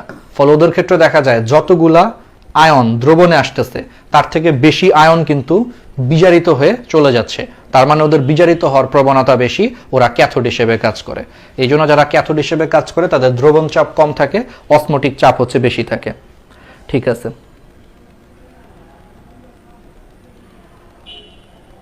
ওকে। তাহলে এই জিনিসগুলো হোপফুলি হচ্ছে আমরা পারবো, তাই না? ওকে, হ্যাঁ, পুরাই গলাই চেঞ্জ না? তাহলে কি বুঝছো যে কম সক্রিয় যে ধাতুগুলা ওদের ক্ষেত্রে দেখা যায় অসমোটিক চাপ বেশি। তার মানে ওদের ক্ষেত্রে দ্রবণ থেকে মনে করো যদি 50টা আয়ন চলে যায়, ওদের মনে করো দ্রবণ চাপ হচ্ছে কম। তাহলে যতগুলো আয়ন চলে যায় তার তুলনায় দ্রবণে কম আসতেছে, বেশি আয়ন চলে যাচ্ছে। তার মানে ওদের বেশি আয়ন চলে যাচ্ছে মানে কি বিজারিত হওয়ার প্রবণতা বেশি, ফলে তারা ক্যাথোড হিসেবে কাজ করে। ঠিক আছে, এটাই হয়েছে কাহিনী, এটাই বলা হয়েছে যে ধাতব পরমাণুর সক্রিয়তা যদি বেশি হয় বা ইলেকট্রন ত্যাগের প্রবণতা বেশি হলে দেখো দ্রবণ চাপ বেশি হয় আর আয়নের অসমোটিক চাপ কম হয়, তখন সেই তড়িৎদ্বারটি হচ্ছে তোমার ঋণাত্মক চার্জযুক্ত হয়ে যায়, অ্যানোড হিসেবে কাজ করে। আর দেখো ধাতব পরমাণুর সক্রিয়তা বা ইলেকট্রন ত্যাগের প্রবণতা যদি কম হয় তাহলে দ্রবণ চাপ কম হয়, অসমোটিক চাপ বেশি হয়, তখন সেই তড়িৎদ্বারটা ধনাত্মক চার্জযুক্ত হয়ে দেখো সেটা ক্যাথোড রূপে কাজ করে। কারণ আমি একটু আগে পড়াইছি তড়িৎ রাসায়নিক কোষে অ্যানোড হচ্ছে তোমার কি নেগেটিভ, তাই না?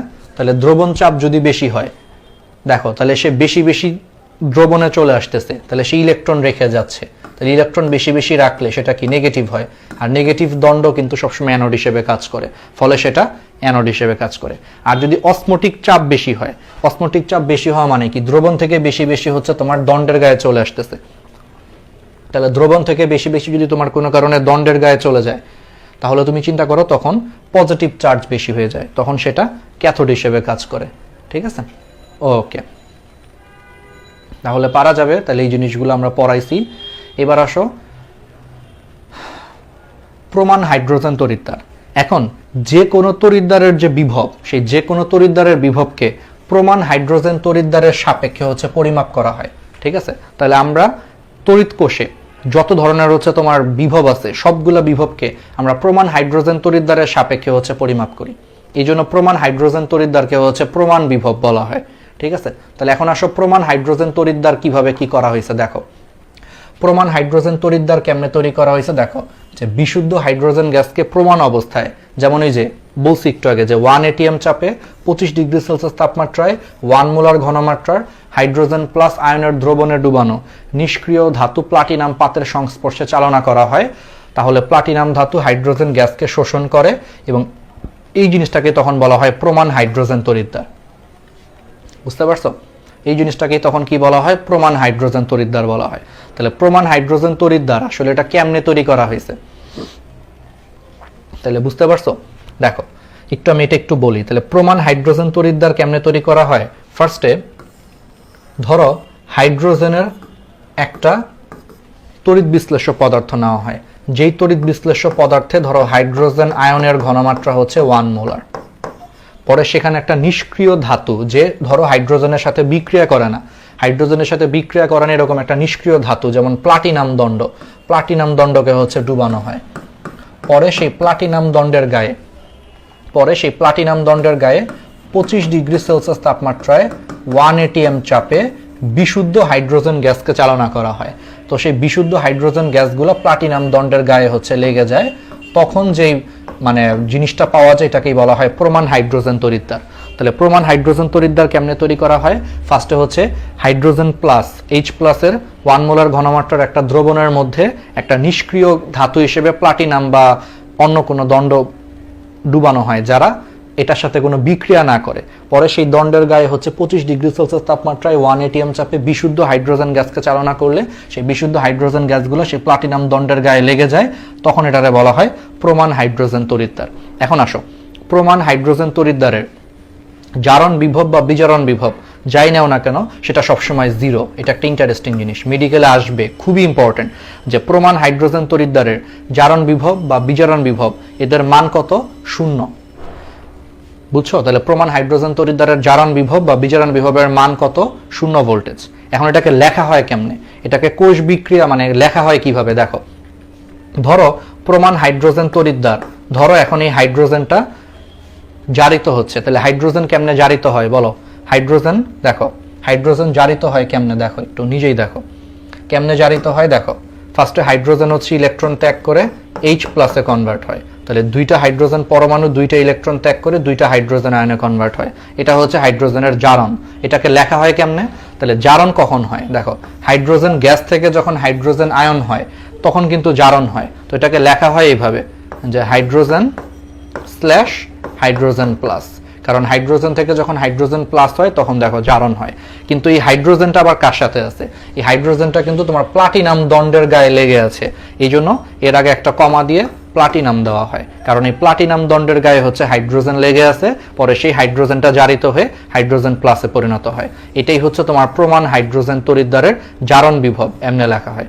তাহলে প্রমাণ হাইড্রোজেন তড়িৎদ্বারের জারণ বিভব কেমনে লেখা হয়? এইভাবে লেখা হয়, যার মান হচ্ছে 0। আবার এবার আসো, প্রমাণ হাইড্রোজেন তড়িৎদ্বারের বিজারণ বিভব লেখা হয় কখন? আচ্ছা, একজন বলছে এক্সাম কয়টায় হয় ভাইয়া? প্রত্যেকটা ক্লাস যেদিন হয় তার পরের দিন হচ্ছে এক্সাম হয়, ঠিক আছে? তার পরের দিন টেলিগ্রামে হচ্ছে 7:30টায় হচ্ছে আমরা কুইজ নেই। এটা মাঝে মাঝে আমরা 9টায় মানে 7:30টায় কুইজ নেই, আর হচ্ছে 9টায় হচ্ছে আমরা এক্সাম নেই। ফেসবুক গ্রুপে আমরা এক্সামের লিঙ্ক দিয়ে দিই, ঠিক আছে? এইভাবে হচ্ছে তোমাদের এক্সাম এবং কুইজ হচ্ছে, ঠিক আছে? ওকে, এবার আসো প্রমাণ হাইড্রোজেন তড়িৎদ্বারের বিজারণ বিভব কেমনে লেখা হয় দেখো। বিজারণ মানে কি? বিজারণ মানে উল্টা, H প্লাস হচ্ছে ইলেকট্রন গ্রহণ করে হাইড্রোজেনে কনভার্ট হবে। তাহলে দুইটা H প্লাস দুইটা ইলেকট্রন গ্রহণ করে হাইড্রোজেন ধাতুতে কনভার্ট হবে, এটা হচ্ছে বিজারণ। তাহলে বিজারণ কখন হয়? H প্লাস থেকে যখন হাইড্রোজেন হয়। তাহলে কেমনে লিখবে? H plus slash hydrogen. আর আমরা সবসময় জানি যে হাইড্রোজেনটা সবসময় কার সাথে থাকে? প্লাটিনাম দণ্ডের কাছে থাকে। এই জন্য হাইড্রোজেন যেখানে থাকবে সেখানে কমা দিয়ে প্লাটিনাম দিয়ে দিবা। তাহলে এটা হচ্ছে প্রমাণ হাইড্রোজেনের বিজারণ বিভব। তাহলে প্রমাণ হাইড্রোজেনের বিজারণ বিভবকে হচ্ছে আমরা এইভাবে লিখি। তাহলে এটার মান কত? এটার মানও 0, কারণ ওই যে বলছি প্রমাণ হাইড্রোজেন তড়িৎদ্বারের জারণ বিভব বা বিজারণ বিভব তুমি যাই নাও না কেন এটার মান 0 হবে। তাহলে এটা হচ্ছে 0, ঠিক আছে? এটাই বলা হয়েছে। দেখছো এই যে এইভাবে লেখা হয়, দেখছো? এখন আসো প্রমাণ হাইড্রোজেন তড়িৎদ্বারের সাপেক্ষে যেহেতু অন্য সব তড়িৎদ্বারের বিভব পরিমাপ করা হয়, মানে প্রমাণ হাইড্রোজেন তড়িৎদ্বারের সাপেক্ষে অন্য সব তড়িৎদ্বারের বিভব পরিমাপ করা হয়, এই জন্য প্রমাণ হাইড্রোজেন তড়িৎদ্বারকে প্রাইমারি বা মুখ্য নির্দেশক তড়িৎদ্বার বলে। খুবই ইম্পর্টেন্ট, কারণ চিন্তা করো প্রমাণ হাইড্রোজেন তড়িৎদ্বারের সাপেক্ষে আমি অন্য সব তড়িৎদ্বারের বিভব পরিমাপ করতেছি, এই জন্য প্রমাণ হাইড্রোজেন তড়িৎদ্বারকে হচ্ছে প্রাইমারি বা মুখ্য নির্দেশক হচ্ছে তোমার তড়িৎদ্বার বলা হয়। আর সেকেন্ডারি বা গৌণ নির্দেশক তড়িৎদ্বার হচ্ছে প্রমাণ হাইড্রোজেন তড়িৎদ্বার দৈনন্দিন জীবনে হচ্ছে সবসময় হচ্ছে ব্যবহার করা হয় না, এর কিছু অসুবিধা আছে। অসুবিধা কেন দেখো, প্রমাণ হাইড্রোজেন তড়িৎদ্বারে সবসময় তোমার 25 ডিগ্রি সেলসিয়াস তাপমাত্রায় সবসময় হচ্ছে হাইড্রোজেন ক্লোরাইড বা HCl দ্রবণের ঘনমাত্রা 1 মোলার রাখা সবসময় পসিবল হয় না। আবার সেই HCl দ্রবণে 1 ATM চাপে বিশুদ্ধ হাইড্রোজেন গ্যাস চালনা করা হচ্ছে সম্ভব হয় না। মানে প্রমাণ হাইড্রোজেন তড়িৎদ্বারের জন্য দেখো সেখানে হাইড্রোজেন আয়নের ঘনমাত্রা বা HCl এর ঘনমাত্রা হচ্ছে 1 মোলার দরকার, আবার তাপমাত্রা দরকার 25 ডিগ্রি সেলসিয়াস, আবার সেখানে 1 ATM চাপে বিশুদ্ধ হাইড্রোজেন গ্যাস চালনা করতে হবে। অনেকগুলা শর্ত আছে, এই জিনিসগুলো মেইনটেইন করা অনেক কঠিন। এই জিনিসগুলো মেইনটেইন করা অনেক কঠিন বলে নরমালি এখন মানে প্রমাণ হাইড্রোজেন তড়িৎদ্বারের বদলে প্রমাণ হাইড্রোজেন তড়িৎদ্বার দ্বারা সঠিকভাবে নির্ধারিত তড়িৎ বিভবযুক্ত কিছু অর্ধকোষের হচ্ছে বিভব নির্ণয় করে তাদের সাহায্যে হচ্ছে আরেকজনের বিভব পরিমাপ করা হয়। তাহলে তাদেরকে এই জন্য নাম দিছে হচ্ছে সেকেন্ডারি বা গৌণ নির্দেশক তড়িৎদ্বার। আচ্ছা, মানে ব্যাপারটা এরকম যে তুমি পরীক্ষায় 0 পাইছো, তাহলে তুমি পরীক্ষায় 0 পাইছো, তোমার সাপেক্ষে তোমার একজন বন্ধু পরীক্ষায় ধরো তোমার থেকে 50 মার্ক বেশি পাইছে, তাহলে আমি বলতে পারি যে তোমার সাপেক্ষে তোমার সেই বন্ধুটা অনেক ভালো স্টুডেন্ট, কারণ তুমি 0 পাইছো 50 পাইছে। এখন ধরো তোমার সাপেক্ষে আমি তুলনা না করে ধরো তোমার সাপেক্ষে তোমার কোনো একটা বন্ধু 10 পাইছে, সেটা আগে বের করলাম। বের করার পর তোমার যেই বন্ধু 10 পাইছে তার সাপেক্ষে ধরো তোমার ওই বন্ধু 40 মার্কস বেশি পাইছে, তাহলে আমি ধরে নিলাম যে তোমার বন্ধু খারাপ স্টুডেন্ট, ওর তুলনায় তোমার আরেক বন্ধু 40 বেশি পাইছে, তার মানে সে ভালো স্টুডেন্ট। তাহলে দ্বিতীয় ক্ষেত্রে আমি কি করলাম, যে ফার্স্টে তোমার সাপেক্ষে তোমার আরেকটা বন্ধুর মার্কস দেখলাম, পরে তার সাপেক্ষে আরেকজনের মার্কস দেখলাম, তাহলে তোমার ওই দ্বিতীয় ফ্রেন্ডকে বলা হবে সেকেন্ডারি তড়িৎদ্বার। এখানেও সেম কাজ করা হয়, যে আগে হাইড্রোজেন তড়িৎদ্বারের সাপেক্ষে অন্য আরেকটা তড়িৎদ্বারের বিভব নির্ণয় করা হয়, পরে সেই তড়িৎদ্বারের বিভবের সাপেক্ষে বাকি সবগুলোর বিভব নির্ণয় করা হয়। তাহলে সেই তড়িৎদ্বারকে তখন বলা হয় সেকেন্ডারি বা গৌণ নির্দেশক তড়িৎদ্বার। তাহলে এরকম দুইটা এক্সাম্পল খুবই খুবই খুবই ইম্পর্টেন্ট, ক্যালোমেল তড়িৎদ্বার আর একটা হচ্ছে সিলভার ক্লোরাইড তড়িৎদ্বার। তাহলে সিলভার ক্লোরাইড তড়িৎদ্বার, এটাকে পরীক্ষায় দেখবে এমনিও লিখবে যে সিলভার ক্লোরাইড, এভাবেও লেখা থাকতে পারে পরীক্ষায়। তাহলে সিলভার ক্লোরাইড তড়িৎদ্বার আর আরেকটা হচ্ছে তোমার ক্যালোমেল তড়িৎদ্বার। এই দুইটা তড়িৎদ্বার হচ্ছে তোমার সেকেন্ডারি বা গৌণ নির্দেশক তড়িৎদ্বার। এখন ক্যালোমেল তড়িৎদ্বারের মধ্যে তড়িৎ বিশ্লেষ্য পদার্থ হিসেবে একটা পদার্থ ইউজ করা হয় যার সংকেতটা পরীক্ষায় আসে Hg2Cl2, খুবই ইম্পর্টেন্ট। ক্যালোমেল তড়িৎদ্বারে তড়িৎ বিশ্লেষ্য পদার্থ হিসেবে Hg2Cl2 ব্যবহার করা হয়, যেটা পরীক্ষায় অনেক বেশি আসবেই। তাহলে কিন্তু পরীক্ষায় আসবে যে ক্যালোমেল তড়িৎদ্বারে নিচের কোন পদার্থ ব্যবহার করা হয়, Hg2Cl2 ইউজ করা হয়। আর এই ক্যালোমেল তড়িৎদ্বার আর হচ্ছে সিলভার ক্লোরাইড তড়িৎদ্বার, এই দুইটা হচ্ছে সেকেন্ডারি বা গৌণ নির্দেশক তড়িৎদ্বার। আর প্রাইমারি তড়িৎদ্বার কোনটা, হাইড্রোজেন তড়িৎদ্বারটা হচ্ছে প্রাইমারি তড়িৎদ্বার। ঠিক আছে, পারা যাবে। এখন আসো হচ্ছে এগুলা কিছুই লাগবে না, বাইচা গেছো, এগুলা দরকার নাই, এগুলা কিছু বেসিক জিনিস বুঝানোর এগুলা দরকার নাই। এখন আসো হচ্ছে এই যে বিভিন্ন ধাতুর ওরা জারণ বিভব বা বিজারণ বিভব, এদের হচ্ছে আলাদা করে মান বের করছে। যেমন দেখো লিথিয়ামের হচ্ছে তোমার বিজারণ বিভবের মান হচ্ছে দেখো -3.04 ভোল্টেজ। আবার খেয়াল করে দেখো জিঙ্কের বিজারণ বিভবের মান হচ্ছে -0.76 ভোল্টেজ। এখন এখান থেকে দেখো এখানে নীল কালি দিয়ে যেগুলা লেখা আছে সেগুলোর মানগুলো একটু মুখস্থ রাখতে হবে নীল কালি দিয়ে। যেমন দেখো জিঙ্কের বিজারণ বিভব এর মান হলো -0.76 ভোল্টেজ। তারপর আয়রনের বিজারণ বিভব এর মান হচ্ছে -0.44 ভোল্টেজ। তারপরে দেখো হাইড্রোজেনের বিজারণ বিভব তার মান হচ্ছে 0। একটু আগে আমরা পড়াইছি যে হাইড্রোজেনের জারণ বিভব বিজারণ বিভব দুইটারই মান হচ্ছে 0। তারপরে দেখো কপারের বিজারণ বিভব এর মান হচ্ছে +0.34। নীল কালি দিয়ে যে চারটা দাগায় দিছি এই চারটা মান একটু মুখস্থ রাখতে হবে, পরীক্ষায় আসতে পারে। খুব সহজ। দেখো হাইড্রোজেনের জারণ বা বিজারণ বিভব এর মান হচ্ছে 0, এমনিতেই পারো। জিঙ্কের বিজারণ বিভবের মান হচ্ছে -0.76 ভোল্টেজ, কপারের হচ্ছে +0.34 ভোল্টেজ। এই দুই তিনটা মান একটু পরীক্ষায় মুখস্থ রাখো। ঠিক আছে, এগুলা কিছুই লাগবে না, এগুলা জেনে রাখো, এই হাবিজাবি জীবনও আসবে না। ওকে, তাহলে এগুলো আমরা পারবো। হ্যাঁ, আচ্ছা মরিচার সংকেতটা একটু দেখতে পারো। Fe2O3 × 3H2, এটা হচ্ছে মরিচার সংকেত। ওই যে লোহার উপরে মরিচা পড়ে না, তাহলে সেই মরিচার সংকেতটা পরীক্ষায় আসতে পারে।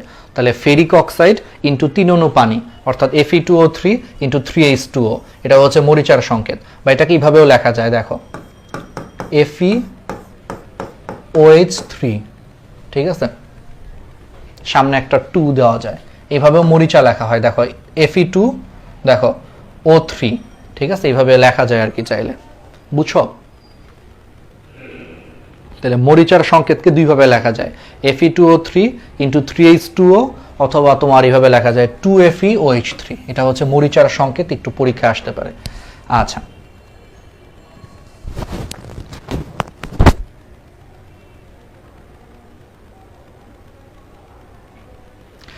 এখন আসো একটা সংজ্ঞা আসে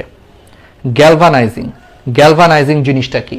পরীক্ষায় মাঝে মাঝে হচ্ছে সংজ্ঞা আসতে পারে বা বেসিক হিসেবে আসতে পারে। এখান থেকে বাকি লাইনগুলো একটু রিডিং দিতে পারো, এগুলো অলরেডি আমরা পড়ায় ফেলছি। ড্যানিয়েল কোষ বা গ্যালভানিক কোষ ওই একই জিনিস। ড্যানিয়েল কোষ বা গ্যালভানিক কোষে দেখো এই যে জিঙ্কগুলো হচ্ছে অ্যানোড হিসেবে কাজ করে, আর এখানে কপার হচ্ছে ক্যাথোড হিসেবে কাজ করে। এগুলো পড়ায় ফেলছি, ঠিক আছে, এগুলো সব আমরা পড়ায় ফেলছি, এগুলো একই জিনিস। কিন্তু এখানে একটা জিনিস একটু ইম্পর্টেন্ট, গ্যালভানাইজিং কি?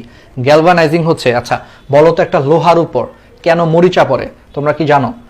লোহার উপর মরিচা পড়ে তখনই যখন সেই লোহাটা হচ্ছে বাতাসের অক্সিজেন এবং জলীয় বাষ্পের সংস্পর্শে আসে। তার মানে একটা লোহা যখন হচ্ছে বাতাসের জলীয় বাষ্প এবং অক্সিজেনের সংস্পর্শে আসে, তখন লোহাটা তাদের সাথে বিক্রিয়া করে লোহার মধ্যে হচ্ছে মরিচা পড়ে। তাহলে আমি যদি লোহার উপরে জিঙ্ক ধাতুর যদি একটা প্রলেপ দিয়ে দিতে পারি, যে আমি লোহার তৈরি কোনো জিনিসপত্রের উপরে যদি আমি জিঙ্ক ধাতুর একটা প্রলেপ দিয়ে দিতে পারি, তাহলে কিন্তু সেই লোহাটা কিন্তু আর সরাসরি কিন্তু বাতাসের জলীয় বাষ্প বা অক্সিজেনের সংস্পর্শে আসবে না। আর অক্সিজেনের সংস্পর্শে বা জলীয় বাষ্পের সংস্পর্শে না আসলে সে বিক্রিয়াও করবে না, ফলে লোহার উপরে কিন্তু আর মরিচা পড়বে না। তাহলে এই কাজটাই করা হয়, সে তাহলে লোহার উপরে জিঙ্ক ধাতুর হচ্ছে একটা প্রলেপ দিয়ে দেওয়া হয়, এতে করে হচ্ছে লোহার টুকরাটা সরাসরি এখন আর বাতাসের জলীয় বাষ্প বা অক্সিজেনের সংস্পর্শে না আসার কারণে মরিচা পড়ে না। তাহলে এই যে লোহার উপর মরিচা পড়া রোধ করার জন্য এর উপরে জিঙ্ক ধাতুর যে প্রলেপ দেওয়া হয়, এই প্রসেসটাকেই বলা হয় গ্যালভানাইজিং। দেখছো, তাহলে লোহার উপর মরিচা পড়া রোধ করতে অধিক সক্রিয় জিঙ্ক ধাতুর প্রলেপ দেওয়াটাকেই বলা হয় গ্যালভানাইজিং। পরীক্ষায় আসতে পারে যে তাহলে লোহার উপর জিঙ্কের প্রলেপ দেওয়াটাকে কি বলা হয়? গ্যালভানাইজিং বলা হয়। খুবই ইম্পর্টেন্ট একটা টার্ম, এটা 5 স্টার মেডিকেলে আসতে পারে। ঠিক আছে, এগুলো আসছেও, আগের পরীক্ষাতেও আসছে এগুলা। এবার আসো হচ্ছে ড্যানিয়েল কোষ। ড্যানিয়েল কোষে হচ্ছে তোমার প্রশ্নে বলেই দিছে জিঙ্ক দণ্ড বিজারক রূপে কেন কাজ করে। খুবই ইজি, এটা কি পড়ার কোনো দরকার আছে? পড়ানোর দরকার আছে? দেখো তো, নিজেরাই পারবা না যে ড্যানিয়েল কোষে হচ্ছে কেন জিঙ্ক দণ্ড হচ্ছে বিজারক রূপে কাজ করে, নিজেই বুঝতে পারতেছো। দেখো, ড্যানিয়েল কোষে ওই যে গ্যালভানিক কোষের মতোই দুইটা দণ্ড আছে, একটা হচ্ছে জিঙ্ক দণ্ড আর একটা হচ্ছে কপার দণ্ড। তাহলে তুমি নিজেই বলো, ধাতুর সক্রিয়তা সিরিজ অনুযায়ী জিঙ্কের অবস্থান কিন্তু মাঝামাঝি, হাইড্রোজেনের উপরে এবং মাঝামাঝি, আর কপারের অবস্থান হচ্ছে হাইড্রোজেনের নিচে। তাহলে ধাতুর সক্রিয়তা সিরিজ অনুযায়ী জিঙ্কের পজিশন হচ্ছে উপরের দিকে, তাহলে যার পজিশন উপরের দিকে তার সক্রিয়তা বেশি। তাহলে জিঙ্কের সক্রিয়তা বেশি মানে কি? ধাতুর সক্রিয়তা বেশি মানে হচ্ছে সেই ধাতুটা বেশি বেশি কি করবে? ইলেকট্রন ত্যাগ করে ধনাত্মক আয়নে পরিণত হয়ে বেশি বেশি বিক্রিয়া করবে। এটাই হচ্ছে ধাতুর সক্রিয়তা। তাহলে এখানে জিঙ্কের সক্রিয়তা বেশি হওয়ার কারণে জিঙ্ক কি করবে? ইলেকট্রন ত্যাগের প্রবণতা বেশি, মানে সে বেশি বেশি ইলেকট্রন ত্যাগ করে ধনাত্মক আয়নে থাকতে চাবে। আর যেহেতু সে বেশি বেশি ইলেকট্রন ত্যাগ করবে, তার মানে এখানে জিঙ্ক কি হবে? জারিত হবে। আর যার জারণ হয় সে কি? বিজারক। এই জন্য ড্যানিয়েল কোষে জিঙ্ক দণ্ডটা হচ্ছে বিজারক হিসেবে কাজ করে। বুঝতেই পারতেছো, আগের বেসিক। তাহলে এগুলা হচ্ছে একটু দেখবা, এগুলা অত আসে না, এগুলা কিছুই আসবে না। এগুলা হচ্ছে এইচএসসিতে আসতে পারে, আমাদের ওয়ান শট ক্লাসে এগুলা সুন্দর করে পড়াইছিলাম, এইচএসসিতে আসতে পারে। মেডিকেলে কখনোই আসবে না, এগুলা ম্যাথ আর কি, বড় বড় ম্যাথ, এগুলো কখনোই মেডিকেলে আসবে না। সো বেঁচে গেছো। আচ্ছা, ঠিক আছে, তাহলে আজকে আমরা একটা কাজ করি, আজকে তাহলে আমরা এইটুকু পর্যন্ত হচ্ছে পড়ে রাখি। ঠিক আছে, আজকে এইটুকু পর্যন্ত পড়ি। আমরা হচ্ছে পরের ক্লাস, আমরা তো 3টা ক্লাসে শেষ করব। লাস্ট ক্লাস যেটা এইচএসসির আগে পরশুদিন, সেখানে হচ্ছে আমরা গিবসের মুক্ত শক্তির এই সিস্টেমটা থেকে আমরা হচ্ছে শুরু করব। এরপরে বেশি পড়া নেই, আজকে যা পড়াইছে এগুলো বুঝানোর জিনিসটা বেশি ছিল। ঠিক আছে, এরপরে গিবসের মুক্ত শক্তির এই জিনিসগুলো পড়ায় আমরা সরাসরি হচ্ছে তোমার ইসে চলে যাব। আমরা সরাসরি হচ্ছে তোমার কি বলে অ্যাসিড ব্যাটারি নার্নস্টের সমীকরণে চলে যাব না। এগুলো অত বোঝানোর কিছু নাই, মেডিকেলের জন্য নার্নস্টের সমীকরণ ইজি, এখান থেকে তো আর ম্যাথ আসবে না। এইচএসসির জন্য এগুলো একটু ইম্পর্টেন্ট। ঠিক আছে, আমি তোমাদেরকে এইচএসসি তো ওয়ান শট নিছি এই চ্যাপ্টারের উপরে, ক্লাসগুলো দেখবে ইনশাল্লাহ, এটা দেখলে আবার বেসিক সহ এইচএসসির জন্য তোমাদের সব কিছু কাভার হয়ে যাবে। ঠিক আছে, তাহলে সবাই ভালো থাকো। তাহলে তোমাদের সবার সাথে হচ্ছে তাহলে পরের ক্লাসে দেখা হচ্ছে। আজকে এইটুকুই পড়ো, হ্যাঁ। তাহলে আমরা আরেকটা ক্লাস বলছি তো 3 ক্লাসে শেষ করব। ঠিক আছে, এই চ্যাপ্টারটা তো শেষ হয়ে গেলে আমাদের কিন্তু কেমিস্ট্রির 4টা চ্যাপ্টার হয়ে যাবে। আর কেমিস্ট্রির জৈব রসায়ন যেটা, সেটা একবারে মনে করো যে আমি ফুল ডিটেলসে হচ্ছে তোমার সুন্দর করে পড়ায় রাখছি। আমি সবসময় বলি যে জৈব রসায়নের যে 7টা ক্লাস আছে, সাথে তোমার 2টা ক্লাসে হচ্ছে হাজারি স্যারের বইয়ের অনুশীলনের প্রশ্ন সুন্দর করে সলভ করে দিছি। ওই 9টা ক্লাস যদি কেউ দেখে, ওর মেডিকেল অ্যাডমিশনের কিচ্ছু লাগবে না এর বাইরে, এবং এটা মেডিকেল অ্যাডমিশনের মতো করেই পড়ানো হয়েছে। সো ওই 9টা ক্লাস আমি সবসময় বলি যে তোমরা চাইলে এটা রেকর্ড দেখতে পারো। রেকর্ড দেখলে কি হবে? ওই ক্লাসগুলো দেখলে এইচএসসির আগে তোমাদের জৈব রসায়নের বেসিকও কাভার হয়ে যাবে, এইচএসসিতে উপকার করবে। আর ওই 9টা ক্লাস রেকর্ড দেখলে তোমরা ধরো হচ্ছে মেডিকেলের প্রিপারেশন আগায় থাকলো, তাহলে জৈব রসায়নটা তাহলে এখনই কিন্তু তোমরা সেই ক্লাসগুলো দেখে প্রিপারেশন নিয়ে রাখলে আগায় যাবা। আমরা তো মোটামুটি সবই লাইভে পড়াবো, কিন্তু আমার মনে হয় যে মাঝে মাঝে 1-2টা চ্যাপ্টার আমরা এত ডিটেলসে পড়াইছি, যে থেকে বেশি ডিটেলসে আসলে আমাদের পক্ষে পড়ানো সম্ভব না। সো ওই রেকর্ড ক্লাস যদি দেখো, তাহলে জৈব রসায়ন কিন্তু তোমাদের অনেক আগেই শেষ হয়ে যাচ্ছে। তাহলে কিন্তু আর জৈব রসায়নকে একেবারে শেষের দিকে আমাকে লাইভ নিয়ে তাড়াহুড়া করে পড়ানোর কোনো দরকার নাই। তাহলে কি বুঝতে পারতেছো? ওইটা আমরা লিঙ্ক দিয়ে দিব না, গ্রুপের মধ্যে সাজা দিব না। জৈব রসায়নটা তাহলে দেখো, তাহলে কেমিস্ট্রির 4টা চ্যাপ্টার এটা শেষ করে ফেলতে পারলে, সাথে যদি জৈব রসায়নটা এইভাবে পড়ে ফেলো, তাহলে কিন্তু কেমিস্ট্রির মেইন 5টা চ্যাপ্টারই শেষ। তো মেইন 5টা চ্যাপ্টার শেষ হইলে পরে বাকি থাকে মাত্র 2টা, যেটা এইচএসসির পরে আরামসে শেষ করে দেওয়া যাবে। সো কেমিস্ট্রি মোটামুটি ধরতে পারো যে আমাদের 70% আসলে সিলেবাস শেষ হয়ে গেছে। কারণ কেমিস্ট্রির বাকি 5টা চ্যাপ্টারের মধ্যে একটা হচ্ছে কর্মমুখী রসায়ন, একটা হয়েছে অর্থনৈতিক রসায়ন, একটা হয়েছে তোমার ল্যাবরেটরি ব্যবহার প্রণালী। 5টার মধ্যে 3টাই হচ্ছে এটা।